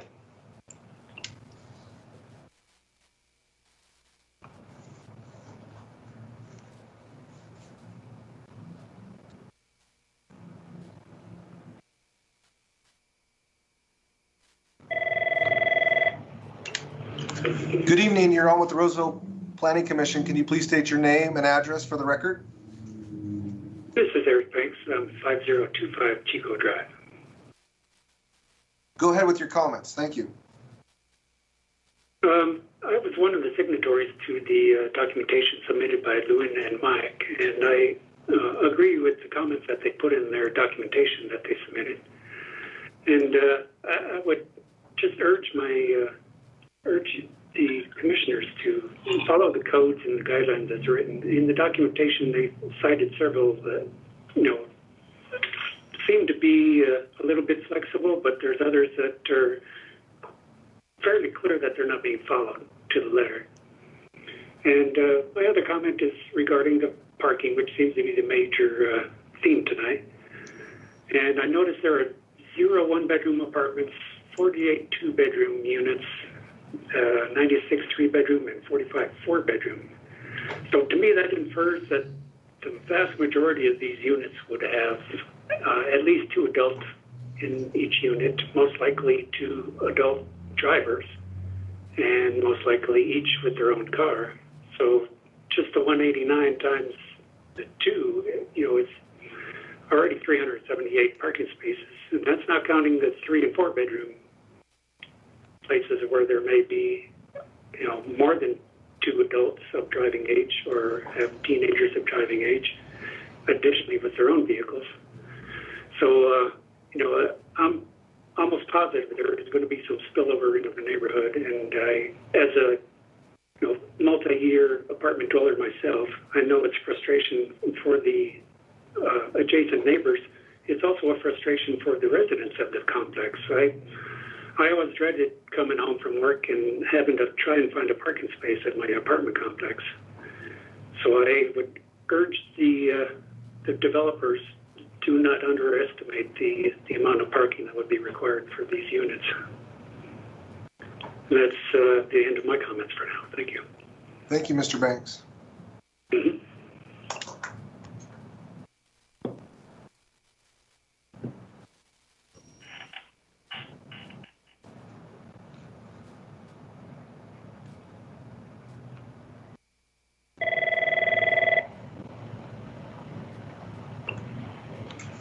Good evening. You're on with the Roseville Planning Commission. Can you please state your name and address for the record? Yes, good evening. My name is Jessa Nicoletti, and I live at 2396 Angus Road. I'd like to thank you all for your time. I know this has already been a very long meeting. I'd like to echo in support of my neighbor Luinda and Mike and how they've presented. I've been really involved with the letter process and have been out speaking to neighbors as we collect those letters and have really knocked on the doors and talked to the neighbors who are disappointed with the proposal as it stands. I think it's important to note that while the builder representative did participate in 2 meetings with the neighborhood association and fielded some questions, it was all very salesy and sometimes just false numbers. We had been given things that didn't add up in the beginning. And so he, like the previous agenda item, somebody said that they really had a chance to go out and talk to neighbors. This out-of-town builder hasn't taken the opportunity to meet with us. And it's important to say that many of us don't want to stop the project. We don't want to rezone it. Those aren't our concerns. Our concerns are having it fit in with our neighborhood and blend, and that parking's not an issue, and that safety is of utmost concern because there's children, lack of crosswalks, families using the facilities, a park that wasn't really planned for this many people. Also, units like that have multi-families living with them, multi-generations, to save on rent in the economy that we're in. So having more than 2 cars per unit, we will see parking not just on Autumn Leaves, Rustler, and down the new Prairie Town currently under construction, but down all of the side streets that run perpendicular to this. Not to mention the neighbors who are directly across. Their driveway is right across and runs straight over to this complex. So I'd like to just point out my concerns with that, as well as that the builder hasn't taken the time to get to know us or ask us or work with us on really making this be a good fit for all of us. And so I'd like you to take that into consideration, and along with my neighbors before, ask that you please not approve right now, with the hopes that we can come together and plan something that would work for everyone and make this a win-win so that everyone can be happy. Thank you for your time. Thank you.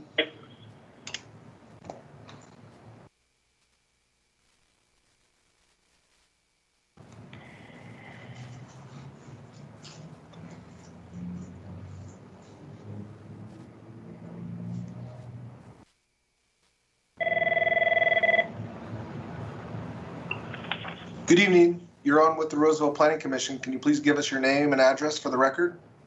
Yes, my name is Evan Baxter. I live at 325 Lasso Court. Thank you, Mr. Baxter. Go ahead with your comments.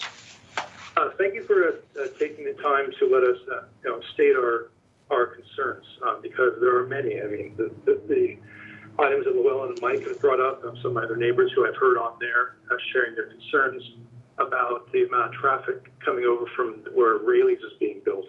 One of my comments is really in that same vein, in that when I leave my house and drive over to, let's say, Safeway or heading down Blue Oaks, I drive down, I make a short turn on Cattle Drive Way, then I go down, I go down Angus a little bit, and then I'm crossing over Casa Sedona and then down Crocker Ranch. my concern with these 378 plus vehicles being in this very small space is that, quite frankly, they're all going to do the same thing. They'll leave on the back of Old Coast Drive. They'll drive down all these 3 residential streets. And these are streets that kids play on. I drive past them, and I wave my neighbors. I drive nice and slow because they're my neighbors. The kids are playing, whatever. But these are highly residential streets. They are not built for this high throughput of traffic of upwards of 400 cars. And so I have very strong concerns that something tragic is going to happen like happened on Blue Oaks a number of weeks ago. All these kids out there playing, people in a rush, not paying attention, and that's something very unfortunate happening. And I haven't seen anything that has stated what has been thought about in terms of the effect. And everyone talks about they've done plans and they've thought about the intended consequences, but it seemed like with this plan, both from the visual perspective and from the parking perspective, and from this case, the safety perspective, there's a lot of highly likely unintended consequences that haven't really been mitigated or designed for. And, that's one of my bigger concerns, aside from the visual aspect, which does concern me, and aside from the parking aspect, which concerns me because it concerns my neighbors very directly and me indirectly, is that safety concern. Thank you, Mr. Baxter. Anything else?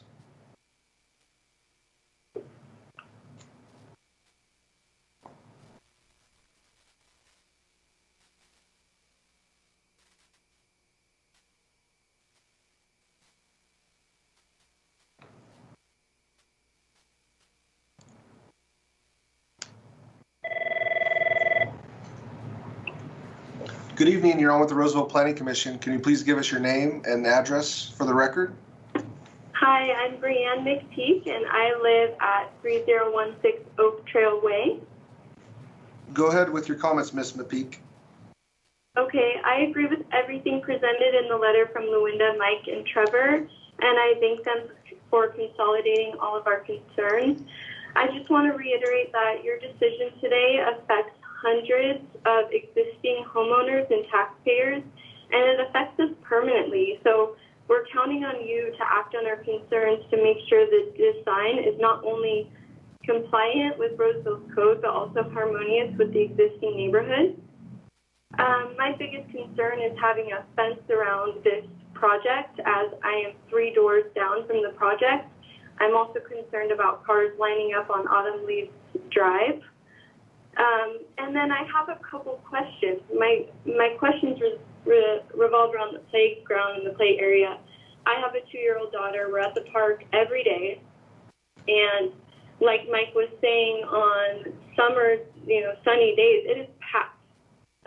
We can't even get my daughter into the swing a lot of the time. So that's a really big issue for me, and I appreciate them adding a couple things. But I have a question. Does the playground have a slide? Because with the 2-year-olds, like the swing and the slide are the 2 things. So that's very important to me. And then I know someone mentioned other projects have like a community garden and barbecues, and I just didn't know if this project is going to comply with that as well. Okay, thank you for your questions and your comments. Do you have anything else for the commission? I just request that you deny this project until each issue in our letter is addressed and remedied. And I very much appreciate you letting the public comment and share our concerns. And I just appreciate your time and consideration. Thank you. Thank you very much.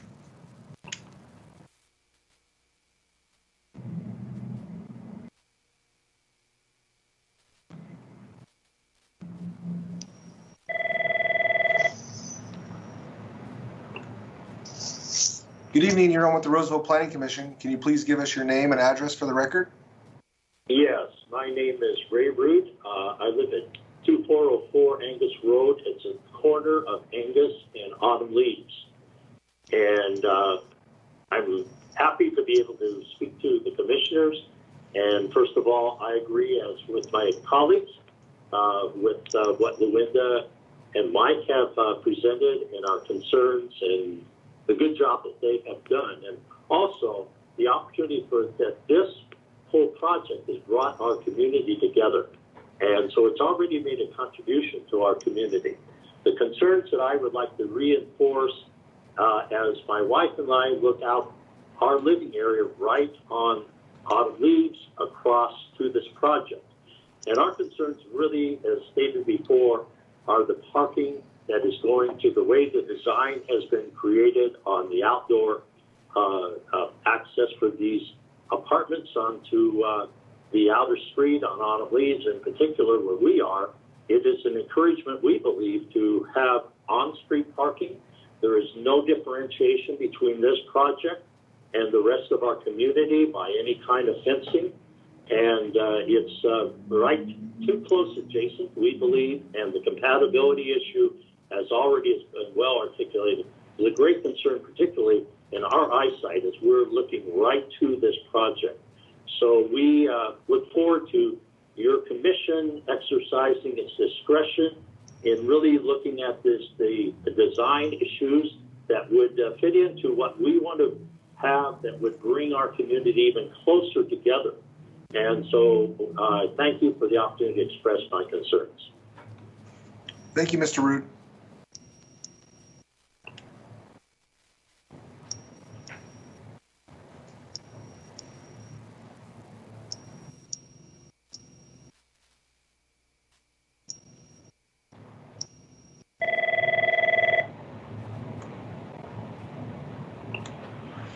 Good evening, you're on with the Roseville Planning Commission. Can you please give us your name and address for the record? Yes, my name is Catherine Belda, and I live on Rebel Court. And I mean, I feel like a lot of the calls are pretty much echoing the same sentiment, about parking and things like that. So I'm here to support that, but I also want to kind of just mention that I used to, a long time ago, I was in real estate and I sold a high-density community in the Highland Park area of Roseville, and parking was always a problem. And one of the things that I have seen with this particular project is that there is not any kind of plan to enforce the parking. So I have seen that, you're supposed to park in your garages. Well, what happens if that doesn't happen? So that's kind of a big concern, because the overflow is gonna come into the streets, and it's going to go along Autumn Leaves, and it's just going to kind of be a big issue. In that same vein is the traffic, the just increase in number of cars. I have 2 young children, one of them who is just finishing up kindergarten, so he will be, walking to school and things, and Fittyman is already very busy, but then add to that, 400 cars, it's a lot.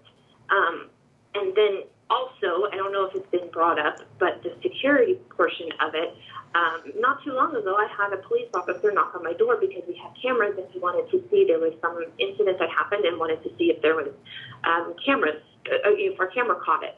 And so cars parked on the street, open, I mean, granted, it's the liability of the owner of the car, but that's going to draw in riffraff who's looking for trouble, who are going to break into these cars that are parked on the street, overflow parking and things like that. And while I understand that a risk that the residents are going to take who live there, it's bringing that kind of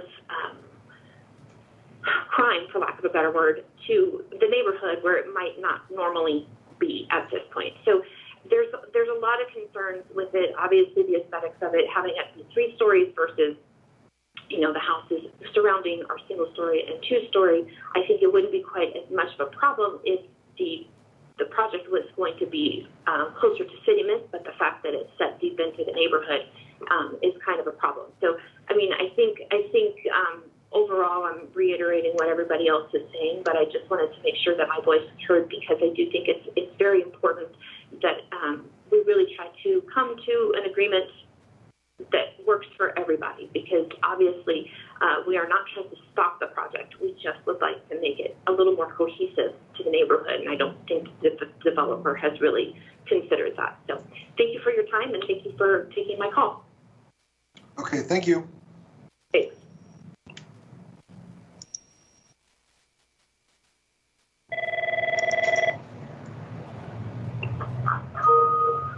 Good evening. You're on with the Roseville Planning Commission. Can you please state your name for the record? Yes, Blake Rood. I live at 2404 Angus Road, property adjacent to the proposed project. I agree with my fellow neighbors I've shared before. I just want to briefly explain, show my main concern is really around parking, and that's already been stated about the concerns about parking. And what I really want to show the commission is just the commission to respectfully take into account the learnings from past behavior, because there's plans and proposals and there's reality that we know exists.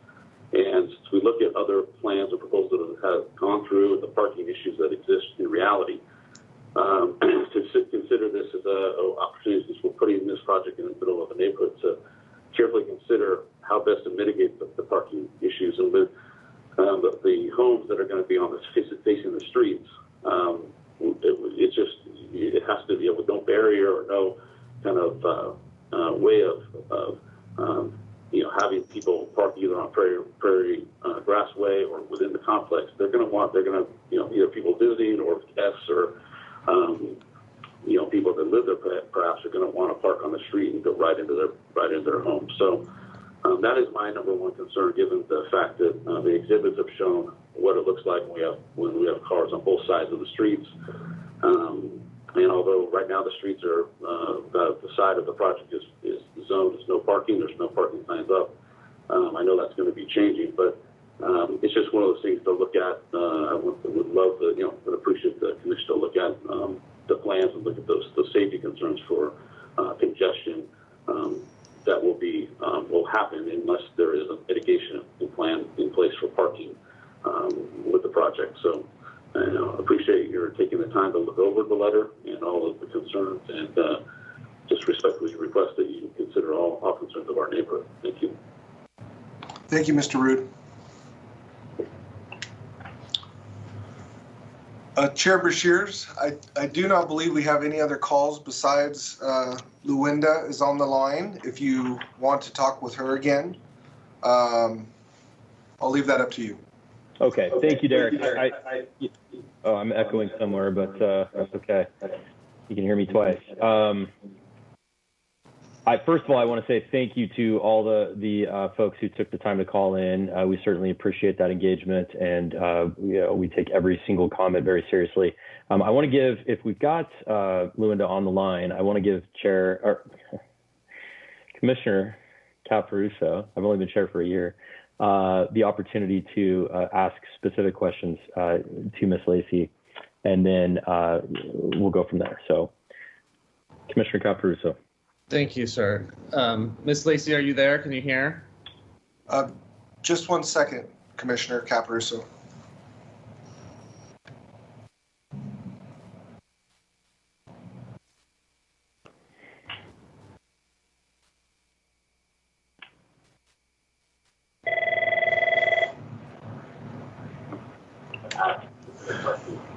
Good evening. Is this Luwinda Lacey? This is Luwinda. Okay. I think the Planning Commission is on the line. If you wouldn't mind, I think they have a question or two for you. Absolutely. Great. Thank you, Ms. Lacey. This is Justin Caparuso. I want to thank you. I know for transparency, you and I spoke earlier this week at some point.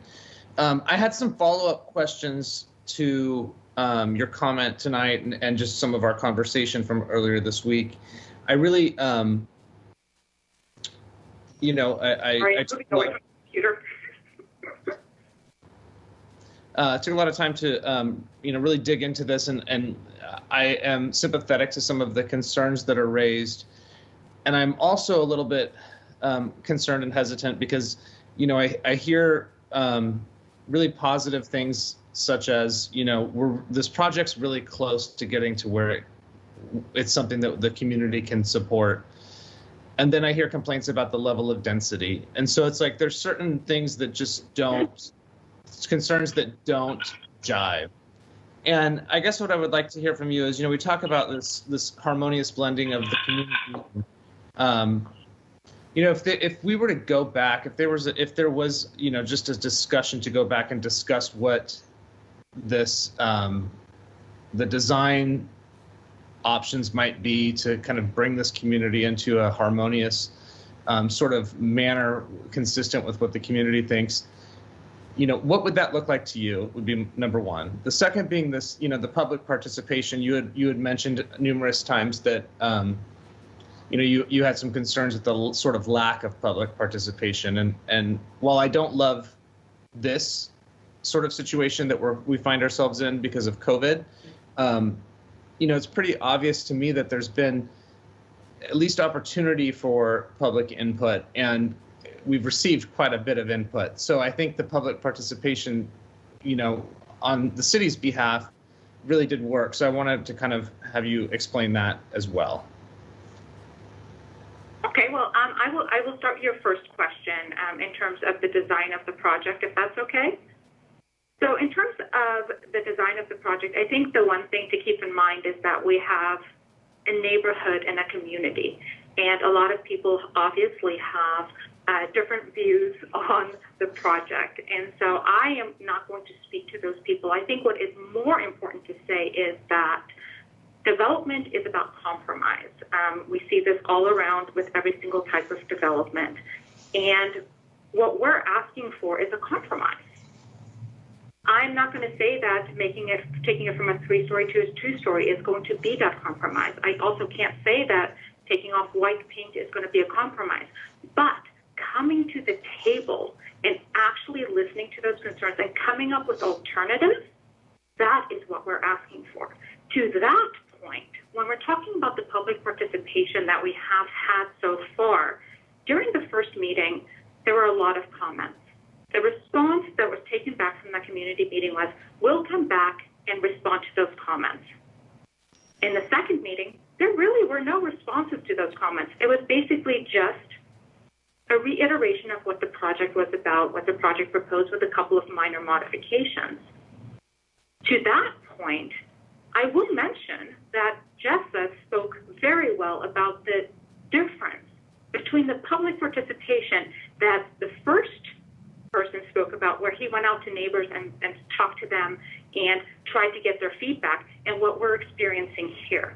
Now, I also want to be clear that I personally, and I don't think any of my neighbors, have any animus towards the planning department staff. Certainly, they have worked very hard on this project, and we thank them for everything that they've done. And to that point, I also want to point out that during the first and the second community meetings, we repeatedly talked about the fact that this project did not have adequate play structures, etc., within the project itself. It required a conversation with me and Sean for me to outline the fact that, yes, neighborhood parks are designed for the community, but multifamily residential developments also have an aspect to it where they have to provide their own active play structures within the community. And only once we had that conversation did the third submittal come out and there was something added to it.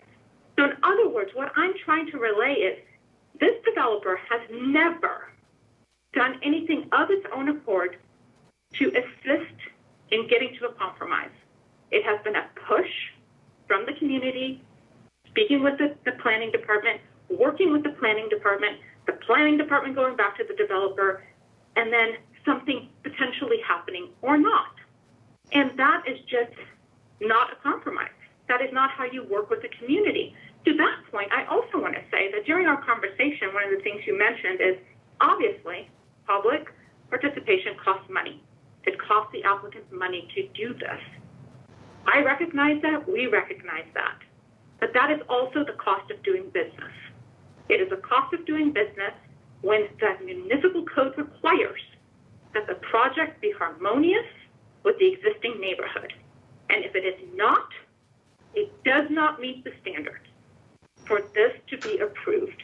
And so that is what we're coming to the table with. Is come sit with us. Let's talk about how we can make this project work for everybody here. And granted, I'm under no illusion that everybody's going to be happy. But at the same time, at least it will be a compromise.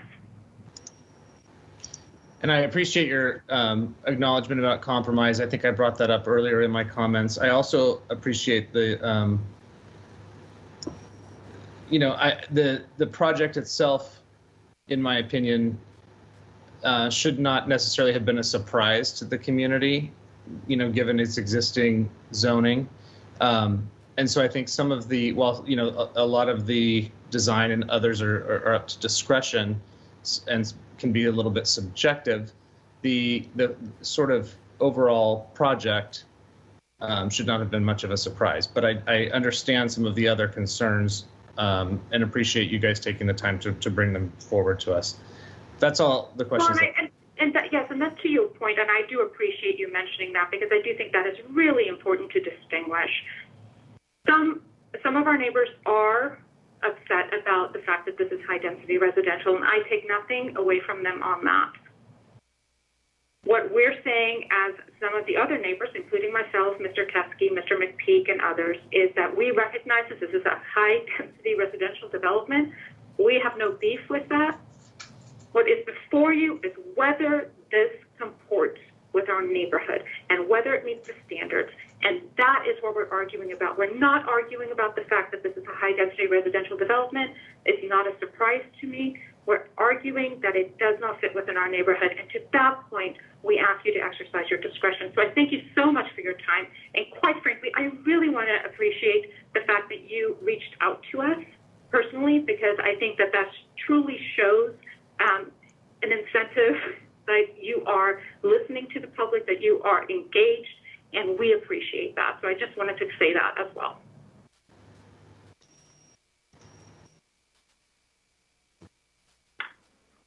Thank you, Ms. Lacey and Commissioner Caparuso.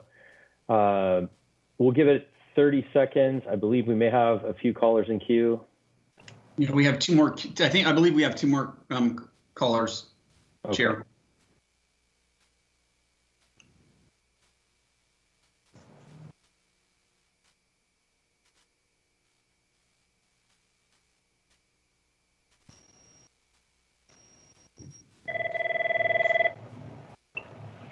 Good evening. You're on with the Roseville Planning Commission. Can you please give us your name and address for the record? Yes, my name is Erin Bartuco, and I live at 1057 Old Coach Drive.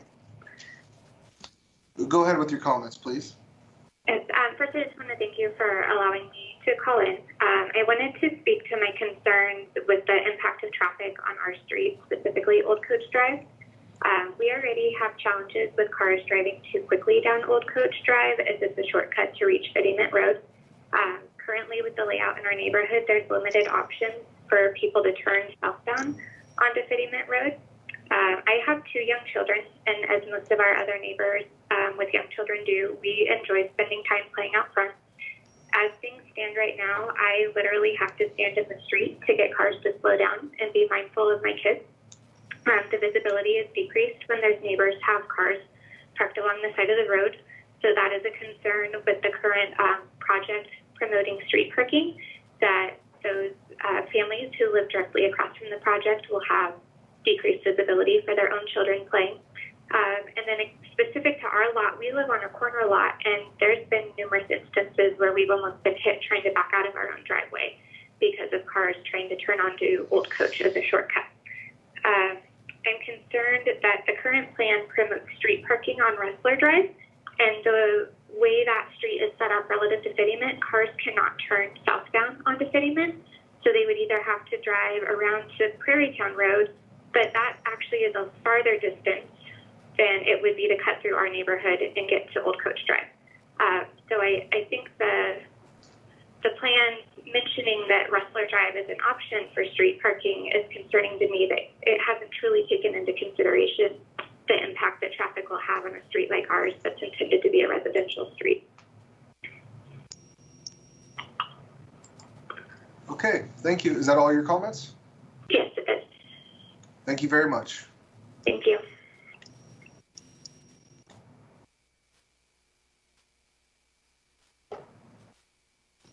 Chair Bashers, I believe there's one more call. Okay, thank you, Derek. Good evening. You're on with the Roseville Planning Commission. Can you please state your name and address for the record? Sure. My name's Monu Kunkun, and I live on Cattle Driveway. Thank you. Go ahead with your comments. Sir? Yes, I'm here. Go ahead with your comments for the Planning Commission. Yes. Sorry, I'm just trying to mute the TV while getting this. Oh, sorry. I just want to say that the general feeling towards this project is definitely not, a not in my backyard, sort of attitude. I think, it's exactly like Mike and Luinda said, and I really appreciate them and the other neighbors kind of highlighting some of the concerns. I think the devil is in the details. On paper, some of this stuff may look just fine, but upon closer observation, things definitely aren't quite there yet. And I think the issue with parking is, of concern. I know that saying that there should be a wall is not enough, right? I mean, if you put up a 30-foot wall separating the two communities, that's not cohesive either. So, I don't want to say what the exact solution is, but also light shining into single-story homes isn't the answer either. So I think, there just needs to be more planning done here. And in terms of the cohesiveness, even stepping aside from the variety of design, just simply looking at the height, it really doesn't work in many areas. I live on Cattle Drive. On my side of the street, I am the only two-story home. It's all single-story homes, and the homes closest to this project are actually single-story homes. And so, having, a three-story building 6 car lengths away from the, from their homes it's not cohesive. I don't think it could be said that. If it was a major street, like Fittyman separating a home from something like that, maybe, a case could be made, but this is a smaller residential street, so I don't think that works. The other thing, too, I think there are many elements here that are a surprise to the neighbors. I mean, I actually bought my home just 6 months ago. I did my homework. I saw that there was a high-density residential that's going to be coming, and I had no problem with that. Now, the thing is, though, on Autumn Leaves and on the other side, there were no parking signs listed all along the street, which I would, think that all the homes living on that street itself were led to believe that, well, even if high-density housing comes, we're not going to have our front yard turn into a parking lot. And, it's been stated that that was a mistake and those signs shouldn't have been there and that, there will be parking there, but that does come as a big surprise. The other thing, too, in terms of parking, the bottom line fact is that people don't use their garages primarily for parking. If you have a 2-car garage, even in single-family homes, you're going to get 1 car in there unless you enforce it. I lived in a high-density residential area in Rockland, and we didn't have major problems, but only because there was very strict enforcement that we had to park in the garage. And even with that strict enforcement, we did have some problems. If we didn't have that enforcement, there would be terrible problems. And so I think that's something that does need to be added to prevent significant overflow into the neighborhoods. And I'm not sure, what studies were done, but I think there may be some kind of confusion because a simple Google search will show that the shortest route from, Wood Creek Oaks and Blue Oaks or anything east of those particular roads, the shortest route to get to this community or to this new project is through Crocker Ranch, going up Angus, and cutting through the neighborhood streets. It just wasn't designed for, this kind of heavy traffic, and people, depending on what street they live in, are already experiencing a lot of problems. And, adding to this without proper planning is going to only make the problem worse. And also speaking to the park, there are currently 4 swings in the park, and there's about, there's probably 600 homes trying to rally for those 4 swings. I mean, it doesn't make sense that we're going to add so many more units and say, okay, the park's adequate. It just isn't. I do think the devil's in the details, and I think further planning needs to be done. And I completely agree with, Luinda and Mike, and I really appreciate them voicing concerns about this project in an organized way. We really are trying to come together as a community and not overwhelm you guys. We really appreciate what you guys are doing, but we do want to try to bring some sort of organized line of thought to you, and I think Luinda and Mike are doing a fantastic job of that. And I think that's pretty much all I've got. All right, thank you for your comments. Thank you.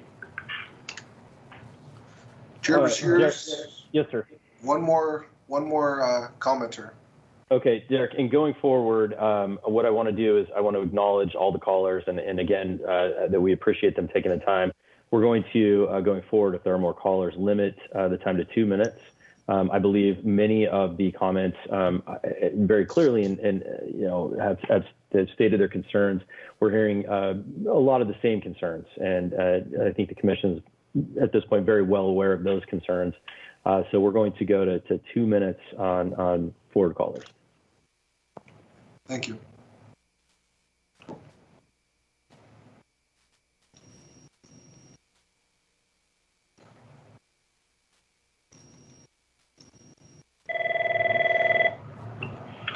Good evening. You're on with the Roseville Planning Commission. Can you please give us your name and address for the record? Yes, certainly. My name is Scott Petz. I live at 4016 Haystack Way. Okay, go ahead with your comments. Thanks. My comments, I know it's been a long evening. I want to say thank you, everybody, for speaking and listening to us tonight. My concern is very similar to my neighbors who live on Old Coach with the speeding. Now, I know the parking is going to be an issue. I live on the opposite of Old Coach, and one of the issues I have is that coming off of Autumn Leaf Drive onto my street is a less than a 90-degree turn, which is very typical. There's no stop sign.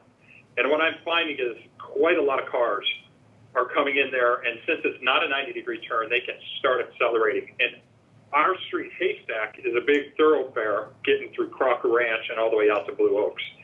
And Roseville doesn't seem to have a very good way to mitigate speeding in streets like this. I mean, they utilize stop signs, but there's no other things. And that's one thing I can see as being an impact with adding all these additional vehicles. And the one thing, there was a commissioner that made the comment that, this shouldn't be a surprise because this is high-density housing and that we were going to see more cars and more parking and everything. What we're seeing, though, is, and to me, is that I'm not sure that the planning, when they came up with the development, was going to see quite how everything was going to lay out, with whether it's going to be speeding on Old Coach, where the parking is going to be, the impact to the park. I'm not sure that planning was all the way completed. And that's where I have to say that's what we're surprised with, is that, yes, there's a bigger impact to the park. There's a bigger impact to our roads because some of them are used as thoroughfares to get the fitment or out to Old Crocker. And that's why when we see this high-density housing, we're going to end up seeing more vehicles, and that's the impact that that I see and that our neighbors are seeing. So that's really all the comments I have. I know it's been a long night, but that was just not to add on to the previous comments that I fully support. Okay. Thank you, Mr. Petz. All right. Have a good evening. Thank you, guys.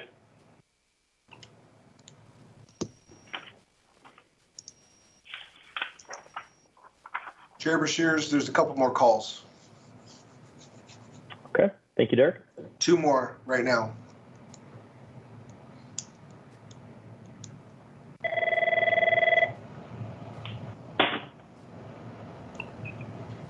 Good evening. You're on with the Roseville Planning Commission. Can you please give us your name and address? Yeah, my name is Augie Eck. I live on Haystack Way.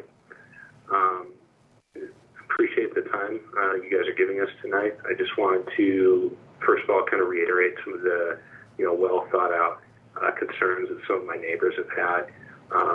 But, just speaking as the parent of a small child right now, I mean, already we have issues with traffic throughput through the side residential streets going way too fast. I just feel that with this, a hugely increased volume of vehicles, we're going to get already, what's kind of a dicey safety situation with vehicles going too fast through these side streets. I just don't feel confident even letting my child, play out front anymore, especially, when this development's going to go in. So I don't, I obviously have a lot of concerns about the development in general, but I think regardless of, what the specific development is that it gets final approval, I think the city should consider some sort of speed bumps or something along those lines to discourage, speeding through these neighborhoods. And that's all I have. Thank you, Mr. Eck. All right. Thank you. Bye.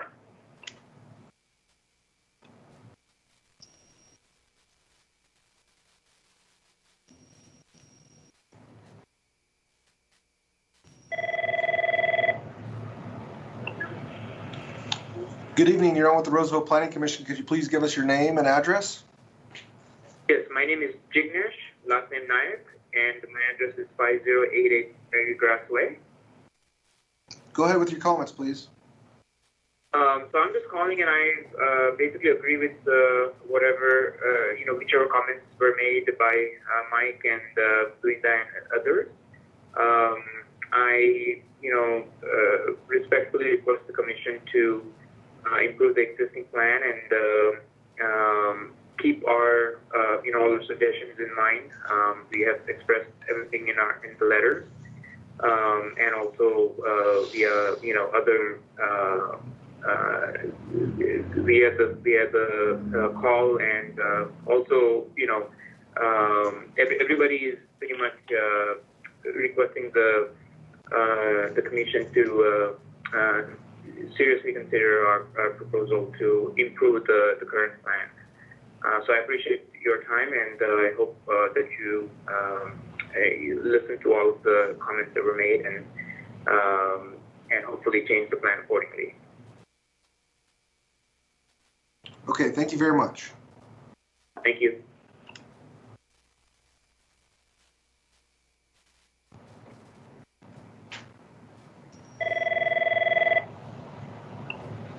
Good evening. You're on with the Roseville Planning Commission. Can you please give us your name and address for the record? Yes, this is Kevin Anderson. I live at 2380 Angus Road. Thank you very much. Go ahead with your comments.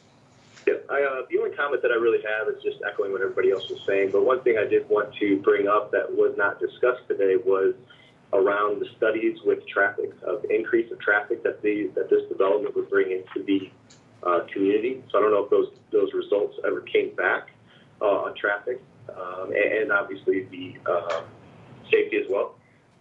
So if that's something to be considered, I think we should at least consider holding off approving this project until we get more information around that, so that we can make better decisions on what this new development is going to look like. But that is all the comments that I have. Okay, thank you, Mr. Anderson.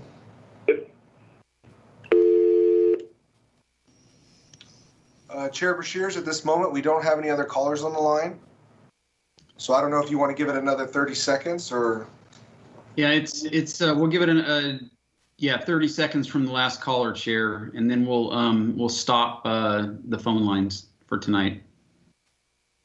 That sounds good. Thank you, Greg and Derek.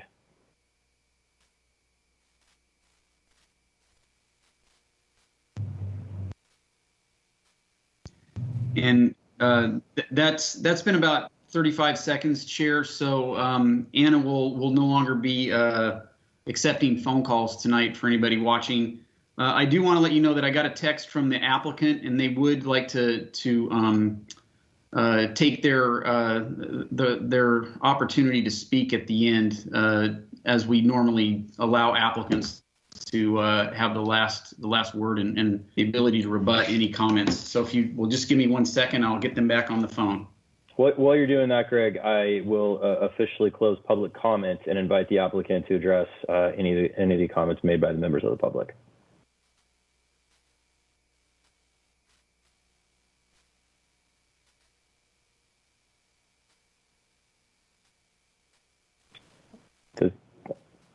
Is Greg frozen? He might be frozen. Let's dial up.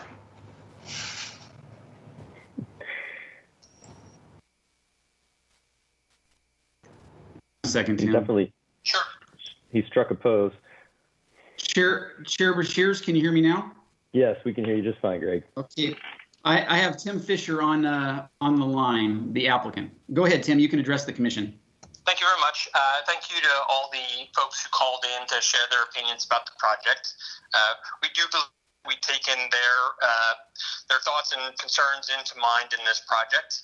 While it may not satisfy everyone's concerns, what we've tried to do is provide a project that does balance a lot of the competing needs and requirements to come to a compromise between what the zoning and the land use regulations call for this project and what the existing neighborhood exists.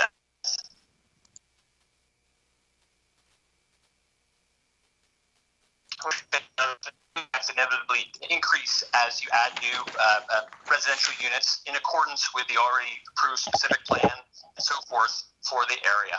But we wanted to talk about a few things that we've done to address those concerns as we've seen in the letter and has been expressed at the neighborhood meetings. Number one, there's a lot of concern about parking. So folks have asked, how are we going to address that on site? Beyond just condition 67, which is a code enforceable condition requiring that residents keep their garages clean and clear of storage, so cars can be parked within them, the on-site management company that will in the rental agreement enforcement provisions to require that the residents follow the parking regulations of parking within their garages. And their enforcement capability will include up to termination of the lease if the residents do not follow those regulations. Secondly, there's also been questions about how our community impacts the existing park and what we've done to address that. So one part is what we've already discussed in adding additional play structure features and so forth to the plan in working with planning staff and so forth to continue to upgrade what we are providing on site to provide more recreation opportunities for the children in the project. But in addition to that, there were some specific questions about what we're going to provide, so I wanted to answer those from some of the callers tonight. So they asked if there's going to be barbecues or community gardens or slides in the project. We do have barbecues located throughout the project, both at the pool areas and in other common areas within the project. We do have some grassy mounds which are designed to have tunnels and slide aspects to them. So mostly for smaller kids, they can slide down the mounds and so forth. We don't have community gardens specifically proposed, but we do have a number of other play things for both for adults and for kids, like ping pong tables, cornhole games, things like that. We do have like a playhouse type of structure for kids to play in that will have kind of a crawl in and out feature, and we have swings and other play equipment for folks, as well as other recreational amenities for multiple ages. Secondly, in terms of impacts on parks, we will be paying significant park fees, both the citywide park fee, the neighborhood park fee, and trail fees in association with building this project. And those fees will contribute hundreds of thousands of dollars to the city to be able to contribute toward building future parks in the area. I understand there's another park within a mile that will be some of the improvements for that park will be funded by the fees paid for by this project. So, long story short, we understand it's a challenge to try to meet the requirements that are called out for in the regulations for this community, whether it's a specific plan or the design guidelines or other city requirements, and also at the same time meet the requests and the desires of the folks who live around the community. We think we've done the best job of providing a community that's really designed to transition from the existing density and layout and architecture specific plan and design guidelines for this particular. So while we may not be able to satisfy everyone, we think we've worked really hard to provide a product that achieves that goal, and we hope you agree. So thanks everybody for your time. We appreciate the opportunity to speak in front of you and present our project, and we hope that you approve our design review permit this evening. Thank you very much.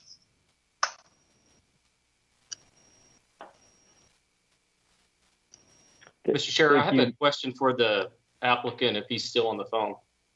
Yeah, I'd like to. Yes, he is.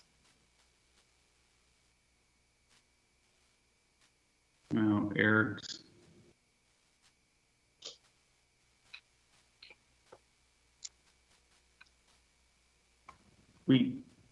Am I frozen? Can't hear you, Eric. Can you hear me now? Yeah. Yeah. Hold on. Can you hear me now? Yes. Yes. AirPods have died. We've been at this for over 2.5 hours. I guess their capacity is exactly 2.5 hours. I'd like to keep Mr. Fisher on the line and now open it up to my fellow commissioners for questions to the applicant or to staff at this time. And I think Commissioner Krafka has a question.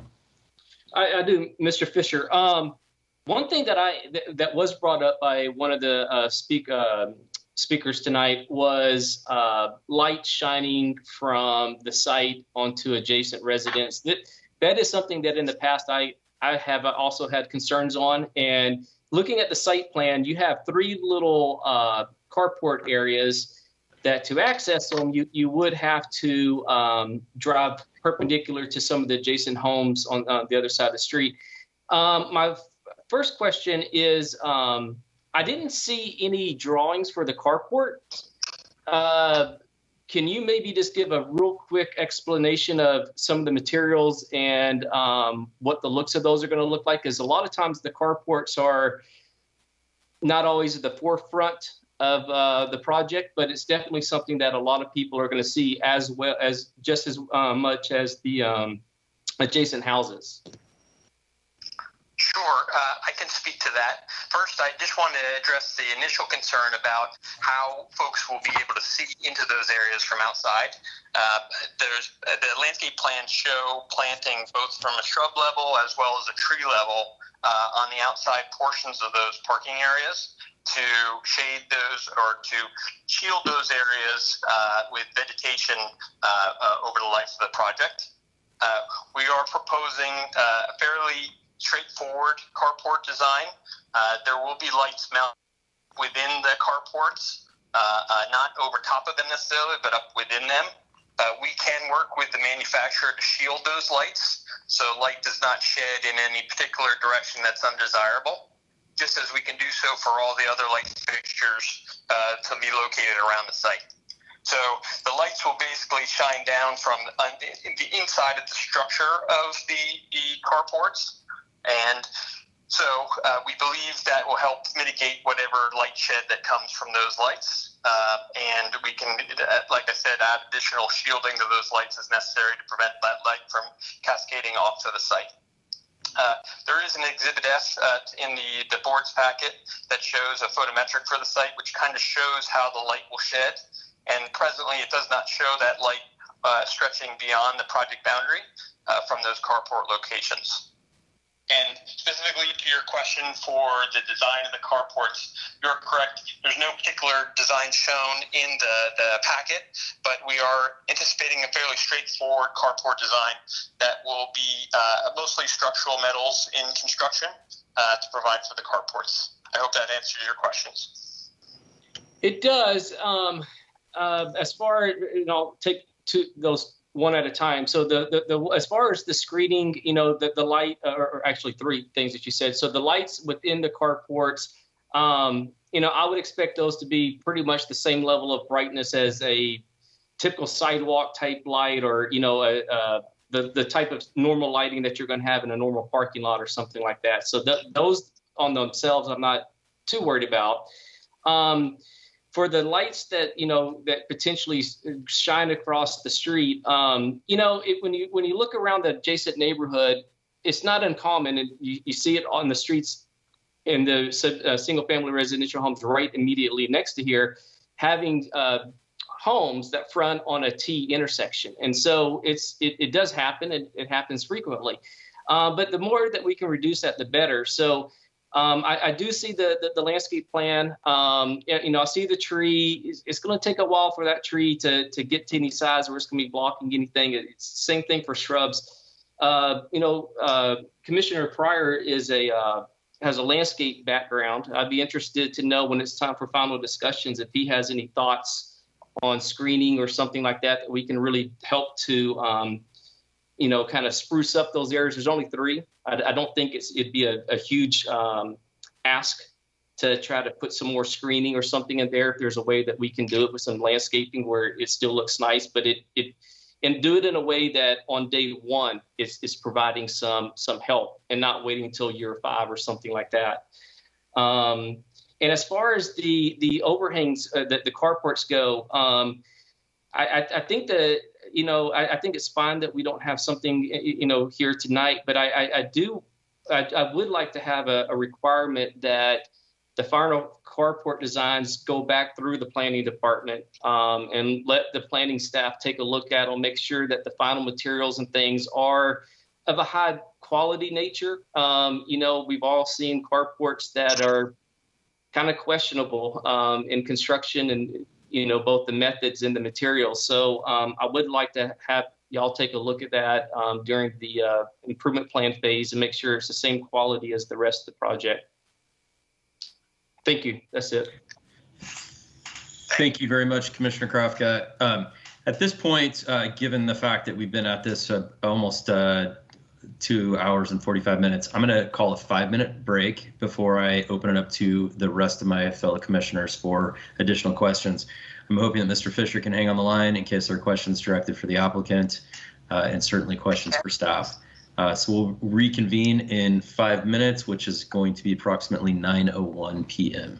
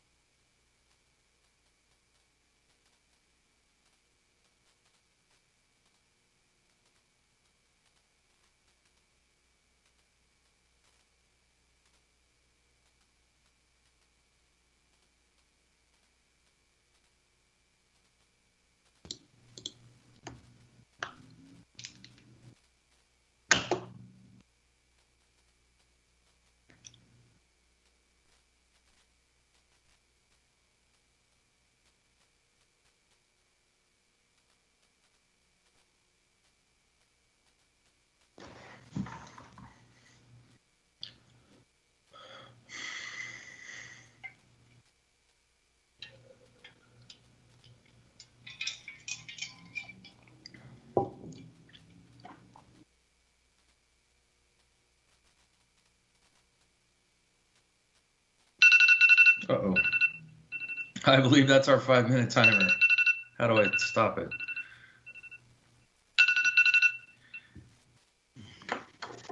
All right. I see Commissioner Krafka, Commissioner LaBrea, Commissioner Pryor, Commissioner Martin.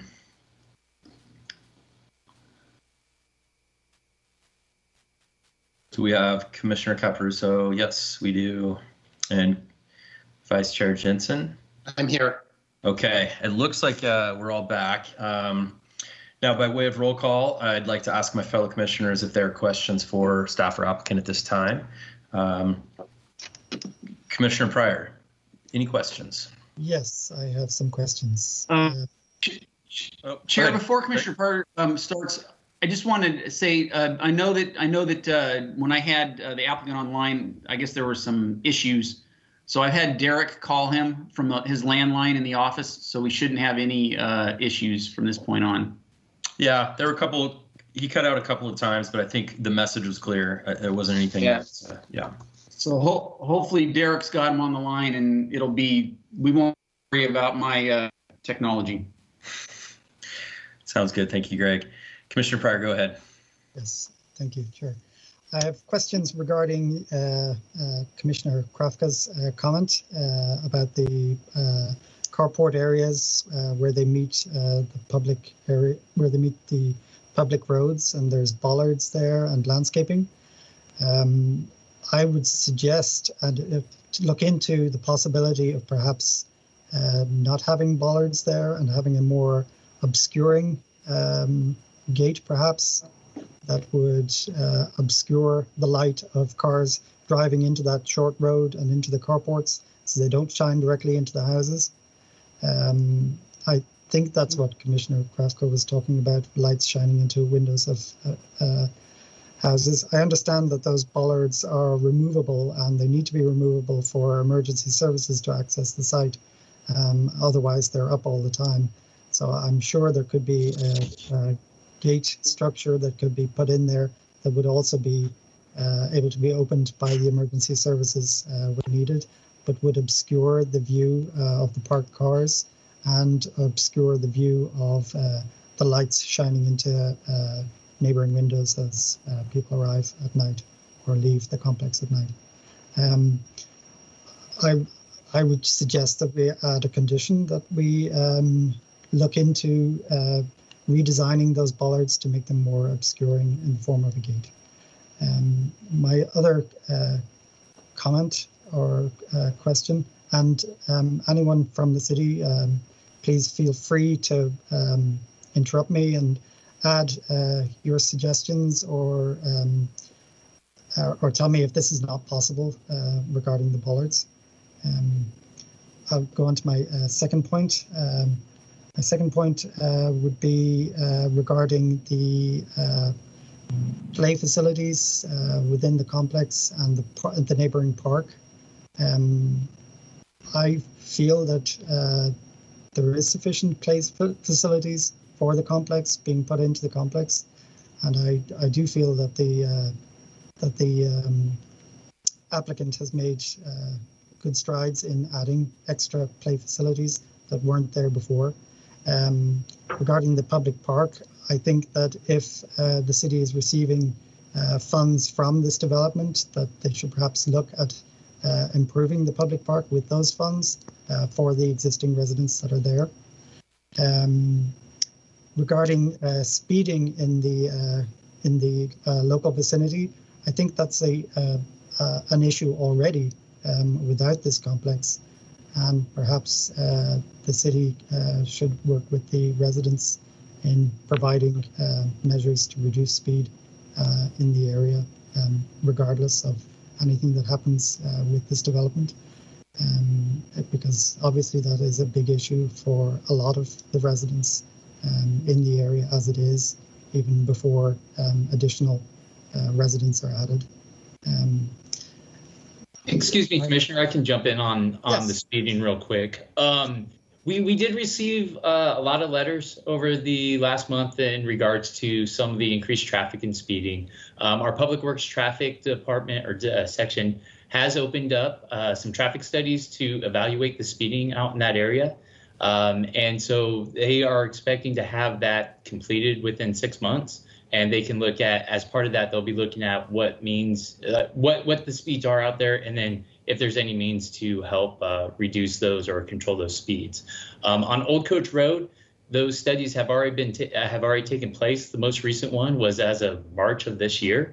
And so as a result of that, they have increased the size of some of the speed limit signs. They've added some markings on the roads. And then later this year, they'll be adding some edge striping, hopefully to help adjust that. And then I think they'll be reevaluating speeds after that striping has been placed and had time to kind of affect what's happening out there. Great. Okay, good. Thank you, Matt. Yes, speeds. I had another point regarding the density. I think all of the residents understand that this is a high-density residential area, zoned high-density residential, and that we can't reduce the amount of units that are there, especially under California law now. It seems we're trying to do too many things with the one site. A lot of people want more parking, but you can't have more parking without making the buildings even denser and increasing height. You can't lower height without using more of the covered land and having less amenity space, less landscaping, and less parking. So it's got to be a balance, and I do feel that perhaps something could be done with the facades, the painting of the facades, to maybe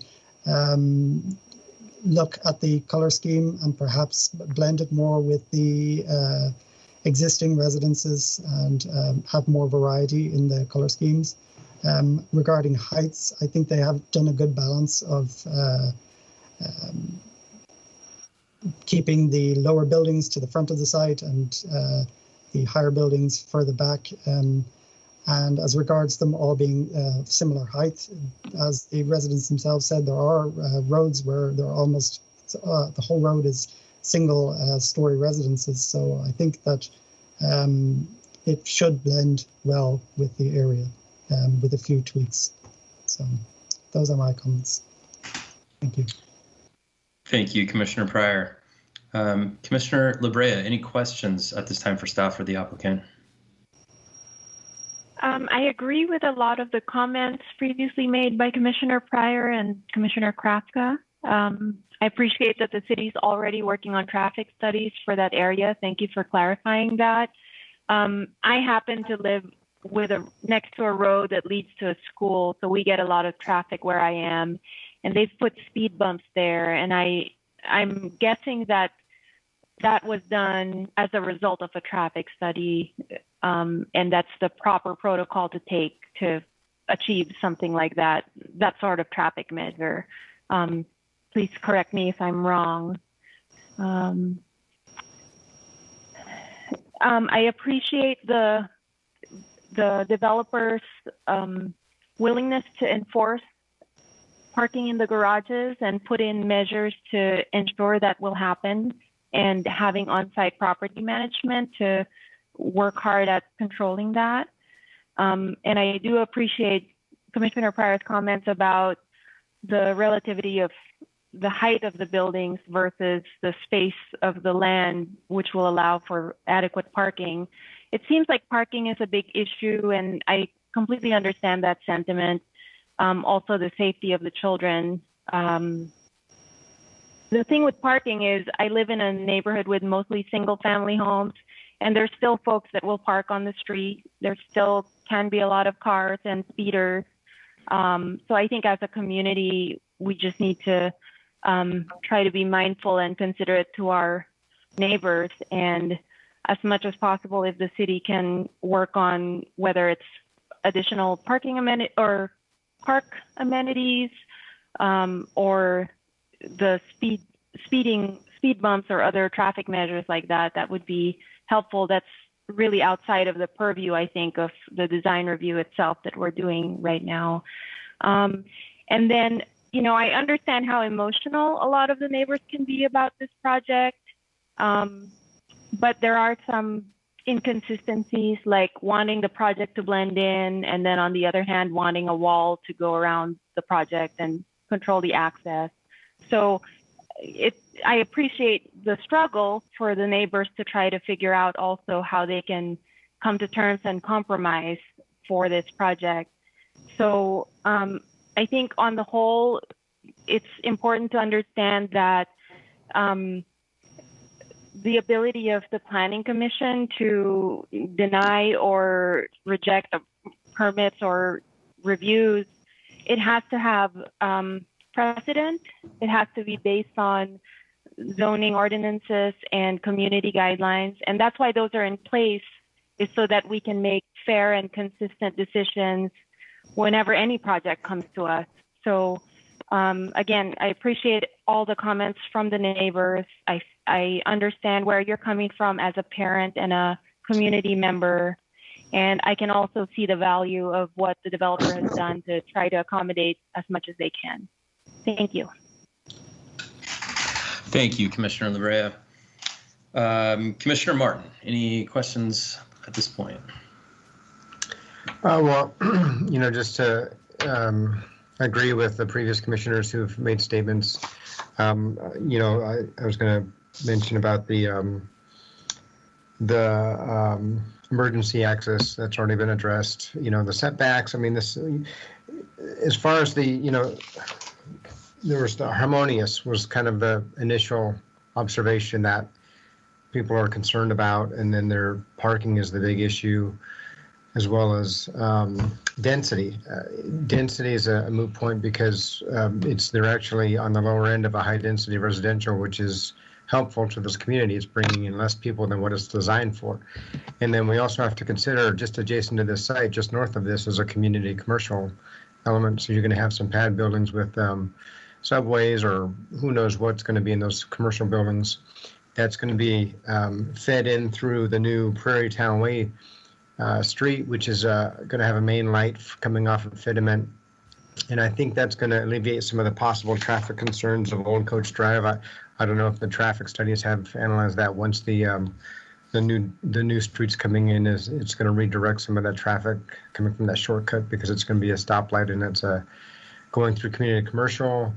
And the access point to these high densities is off of that main street, so it might alleviate some of those concerns possibly. But then getting back to the harmonious item, when you've got a project like this, high density, like Tracy Commissioner LaBrea was saying about, some people are saying fencing, some people are saying not fencing. We need to bring it into the community. We need to separate it. Having the setbacks of 20 feet, 2 stories, and then multi-story, the 3-story behind there, you're kind of creating a softer environment of this community being brought into a low-density residential. Typically, when you have an apartment buildings or a high density, it's in a multi-story, walls that looks like a fortress around this site that they have the elements on. So this design actually is softening up that aspect of it. It's lowering the density because of the type of design, and it's kind of making it more harmonious with this location than if you just stuck in a standard apartment building. So I appreciate the applicant for looking at those elements. It's different than what some people might think would be fitting there, but I believe it's a compromise that they've provided for this site, or at least it's a design iteration that came about with the process. As far as parking, parking is going to be a problem, like some of the commissioners said, Tracy, Commissioner LaBrea. Even in single families, you have parking problems. You will always have parking problems. In high density, your parking problem is exacerbated a little bit. Options is, if there's no parking on the streets, then your adjacent low density is going to have problems parking their neighbors on the streets. So you're kind of exacerbating the problem by trying to alleviate it somewhere else. So you're chasing the tail. So with the setup, like I mentioned previously with my comment, having your 6 units of parking for the separated units as well as the units above, you're kind of forcing the tenants to park more in their space in the garage and then go to their house from their parking space. So, and with having the street entrance off of Prairie Town Way, you're kind of feeding people in there rather than off of the side street. So I think there was a lot of thought put into this project that people aren't looking at some of the details, like the devil's in the details. There are a lot of details that were put into this project. So it was a laid out project to try and harmonize with the neighborhood. And nothing's perfect. Nothing's ever going to be perfect. But I don't really have any general comments, or questions, just kind of general comments. So that's all I really had. The other commissioners have kind of addressed the ones I was going to bring up as well. So that's what I've got.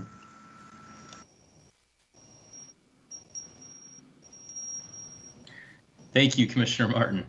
Commissioner Caparuso, any questions at this time? I don't have any questions. I think just some, further comments.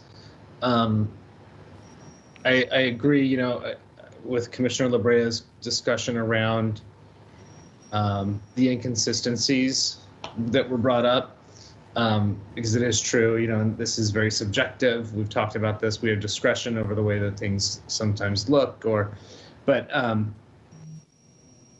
and then I go back to the letter that was submitted and the signatories on the letter, and then the form, backing up the letter. And I just think that there's a large contingent of the population of the community who doesn't feel like they've been heard when it comes to the design of the project. That being said, in my opinion, the project is an appropriate fit for the site. And I think the compromise in the project has already taken place and took place with the applicant before any sort of public hearing or any of these community meetings, and the project could have looked a lot differently from the outset. So, I think that there's been some compromise already, taken place, though I don't think that the community feels adequately heard. And I think that some of the aesthetic and design pieces related to harmoniously blending in with the community will be extremely difficult to achieve with a large group of people and people with differing opinions. I just don't think, as someone kind of put it, I want to get to where there's support for the project. I don't know that the community will ever get there, but I think in my thought process is that, I've got to, I don't know that it's ready to move forward yet at this point. That's just my thought process. Okay. Thank you, Commissioner Caparuso. Vice Chair Jensen, questions or comments at this point? Yeah, I have a few. They're really going to be directed to Greg on really what the Planning Commission's role is this evening. And bear with me as I kind of walk through kind of the way I'm looking at this. When this parcel was approved for high-density residential as part of the specific plan in 2004, the city looked at that comprehensively and looked at where would be appropriate locations for various densities. Is that correct? That's correct, Commissioner. Yes. And that's consistent with all specific plans. We've got high-density residential embedded within communities throughout the city in every specific plan we've done, correct? Absolutely. In fact, there are more high-density sites within the West Roseville specific plan remain undeveloped. Okay. Some of which you may see in the next 6 months. I would say that applications for high-density housing has finally started to come before us again, out in the western side of the city. And a couple of the themes that we heard tonight were really focused on traffic and parks. And as part of the specific plan, we look at what those volumes would be on roadways, and we look at park acreage, and there's a certain amount of acreage that's dedicated within a specific plan based on population, correct?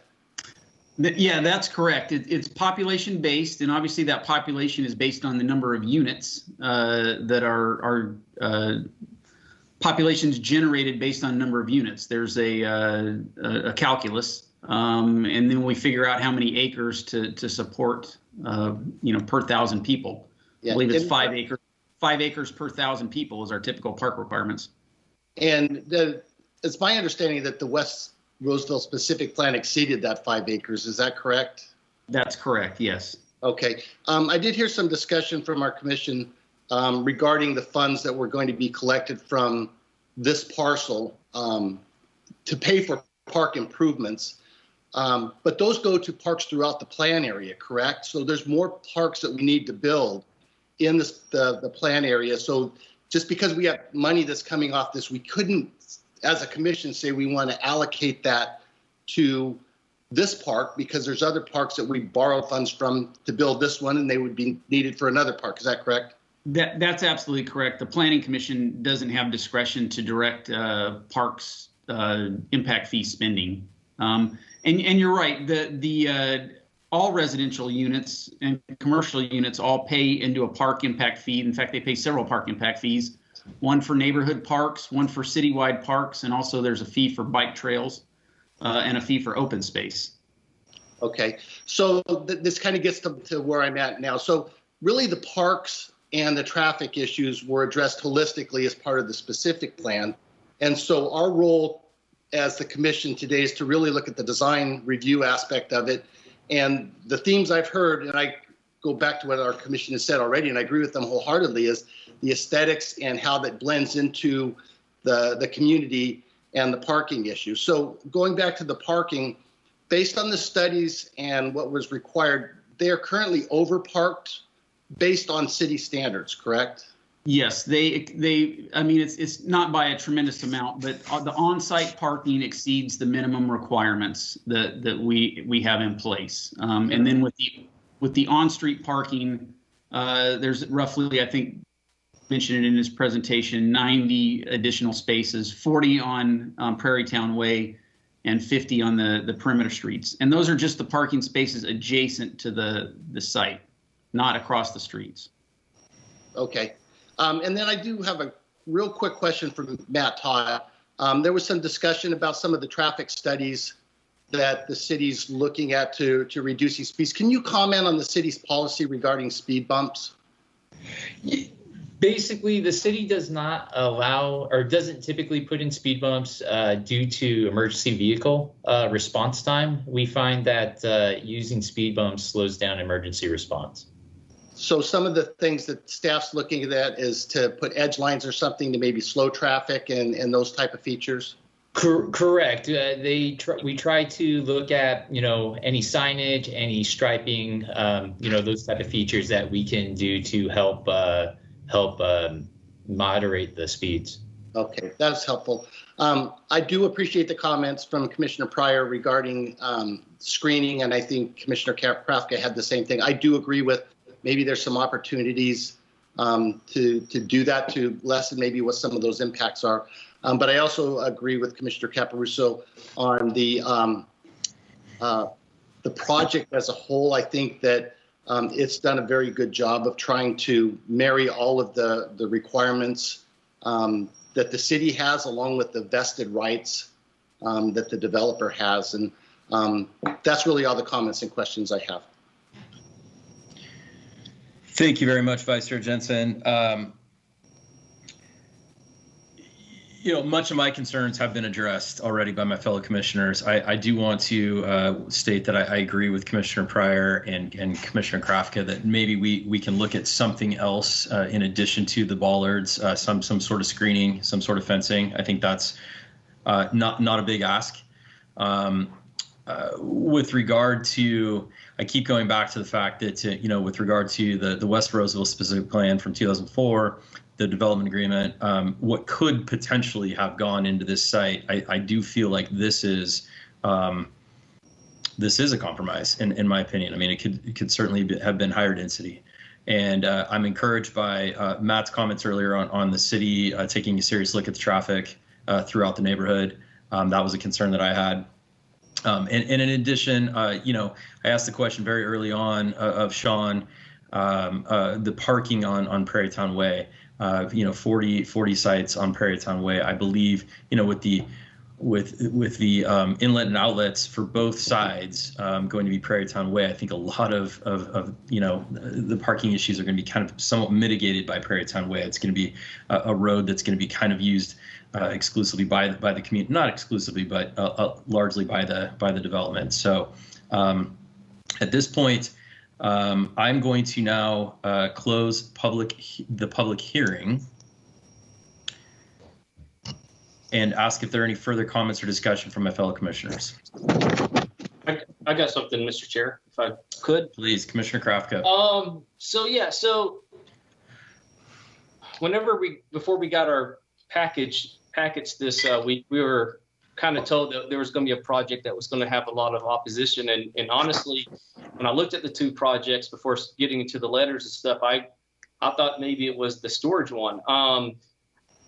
I think this is a great project. A lot of times we get high density projects. It's a 3-story rectangle apartment complex that would been put all around here. I think the developer being able to come in with these pods, create what appears to be almost like a single family residential product along the street frontages for rent, which the west side of town desperately needs. And then putting the 3-story units towards the behind there, I thought it was a really smart way of doing it. Like I said, the alternative is to have a 3-story apartment complex around the whole entire project site. So I like it. I also like the site plan. The site plan, in my opinion, accommodates what's going to be the future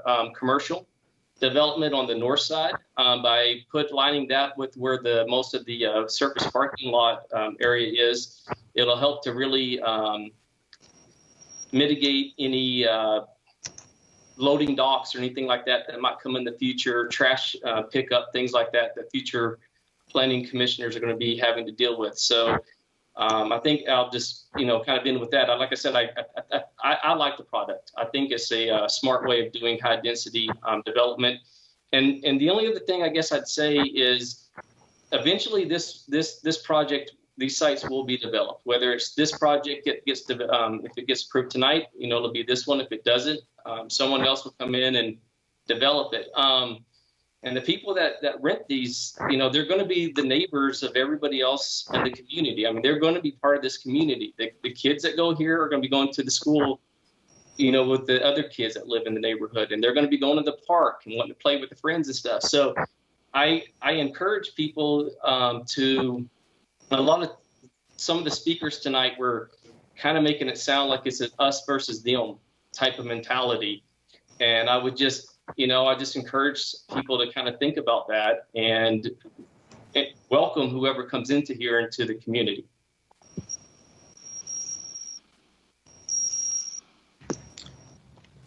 Thank you, Commissioner Krafka, for your comments. Any other comments from commissioners? Chair Beshears? Yes, Derek. Before we consider an action on the item, I do have a couple proposed conditions to address some of the concerns of the commission, if you guys would like to consider those. Absolutely. Love to hear those. So, yeah, I think in regards to the additional screening at the end of the EVA areas and some of the areas where there's carports, I believe we could modify condition number 27 so that it reads, the applicant shall provide bollards that fold down and lay flat at emergency vehicle access locations per City of Roseville Standard Detail ST-38. We would add on to that to say, in addition, the gates at the end of the parking and EVA areas shall be considered to provide additional screening, if that's acceptable. Does additional screening provide enough parameters as far as what that screening might be? We could say additional screening, including gates or fencing. with the intent to, limit the headlight. Right. I mean, make it clear that, yeah. Yeah, and we could review that during improvement plans. Sure. And then in addition, one other proposed modification. So we would add on to condition number 2, so it'd be 2A, that carport designs shall meet the intent of the city's community design guidelines and shall be designed with materials that match the approved home designs. Carports shall be designed to the satisfaction of the city's planning division. I think those were 2 areas that I noted. I'm not sure if there's any others that Greg or anyone else had. Can you read 2A, just the first? I mean, the first sentence of 2A is really not in question, right? I mean, that would have happened anyway. So we would add on a second part to 2. So we have condition number 2, and then 2A would read, carport design shall meet the intent of the city's community design guidelines and shall be designed with materials. Sure, that part. I mean, it would have had to meet that to begin with, correct? Yes. I think we're trying to note what I heard the commission say was that you wanted to give the city's planning division discretion and approval over the designs of the carports. Should we, Greg or Derek, should we indicate that it needs to go through planning department additional review maybe, or just the verbiage you have? Do you think does that automatically force it to go through you guys for review? Well, and I think the key here was that that the carport designs would match the home designs in terms of materials. So yeah, I don't know. You could say it to the satisfaction of the planning division. Yeah, that's what I had. Yeah. Okay. I mean, that would allow us to have final say on the design before they can go forward through their building permit process. Mm-hmm. So the carport shall be designed with materials that match the approved home designs. I think that's kind of the key part. And then again, like Greg said, that it would be designed to our satisfaction.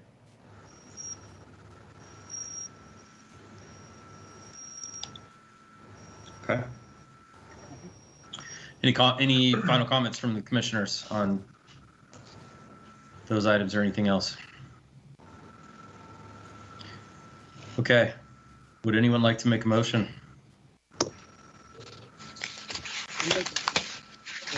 Stop the findings of that.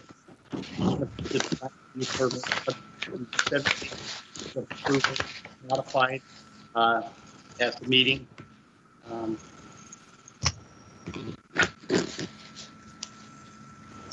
Do I hear a second? I'll second. Vice Chair Jensen has made the motion and Commissioner Martin has seconded the motion. Lupe, may we please have a roll call? Yes. Commissioner La Brea? Yes. Commissioner Martin? Yes. Commissioner Caparuso? No. Vice Chair Jensen? Yes. Commissioner Pryor? Yes. Commissioner Krafka? Yes. And Chair Beshears? Yes. The motion is approved, and there is a 10-day appeal period for this item. Next on our agenda is board member, commissioner, and staff reports. Greg, any reports from staff tonight?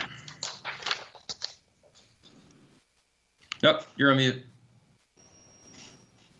I'll keep it short tonight. I'm going to follow up with an email on a few things, some recent city council activity on some items you've taken, made recommendations on. Also, how we're going to come back on June 10th. We will be meeting in person on June 10th, is my understanding. There's still logistics to work out, but I'll put that all in an email since it's 9:35 and get that out to you tomorrow to let you know how we're going to come back.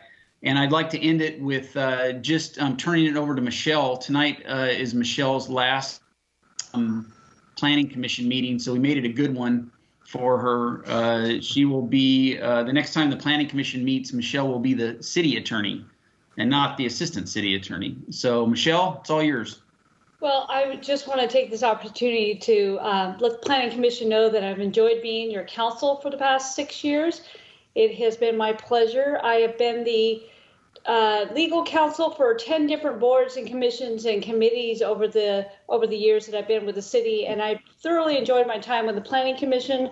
I have found universally that the planning commissioners are engaged, thorough, and prepared, as tonight's agenda item showed.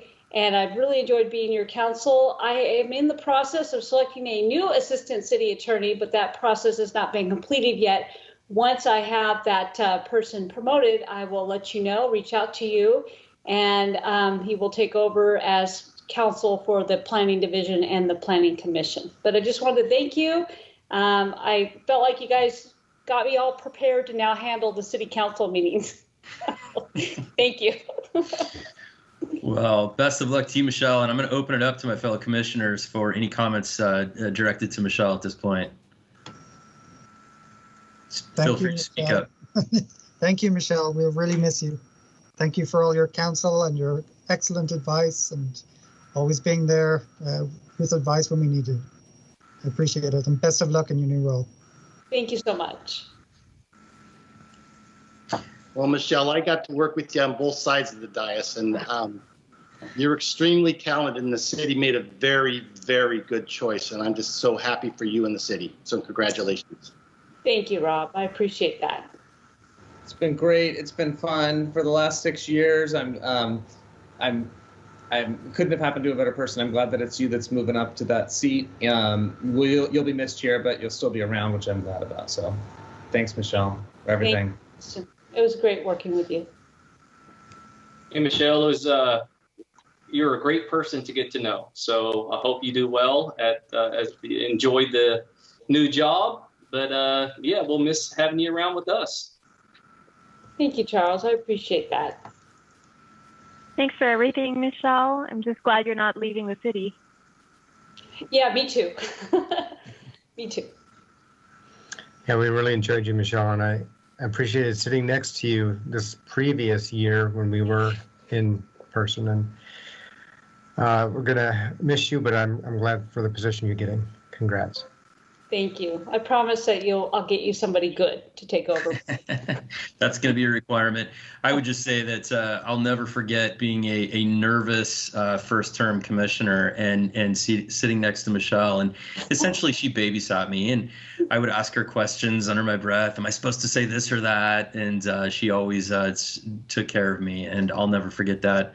Michelle, we're going to miss you, but you're on to bigger and better things, much deserved, and obviously, we'll continue to be in touch and see you, and we just want to say thank you. You're welcome. I always used to, for those new commissioners I haven't met in person, I always used to make the new commissioner sit next to me. She did.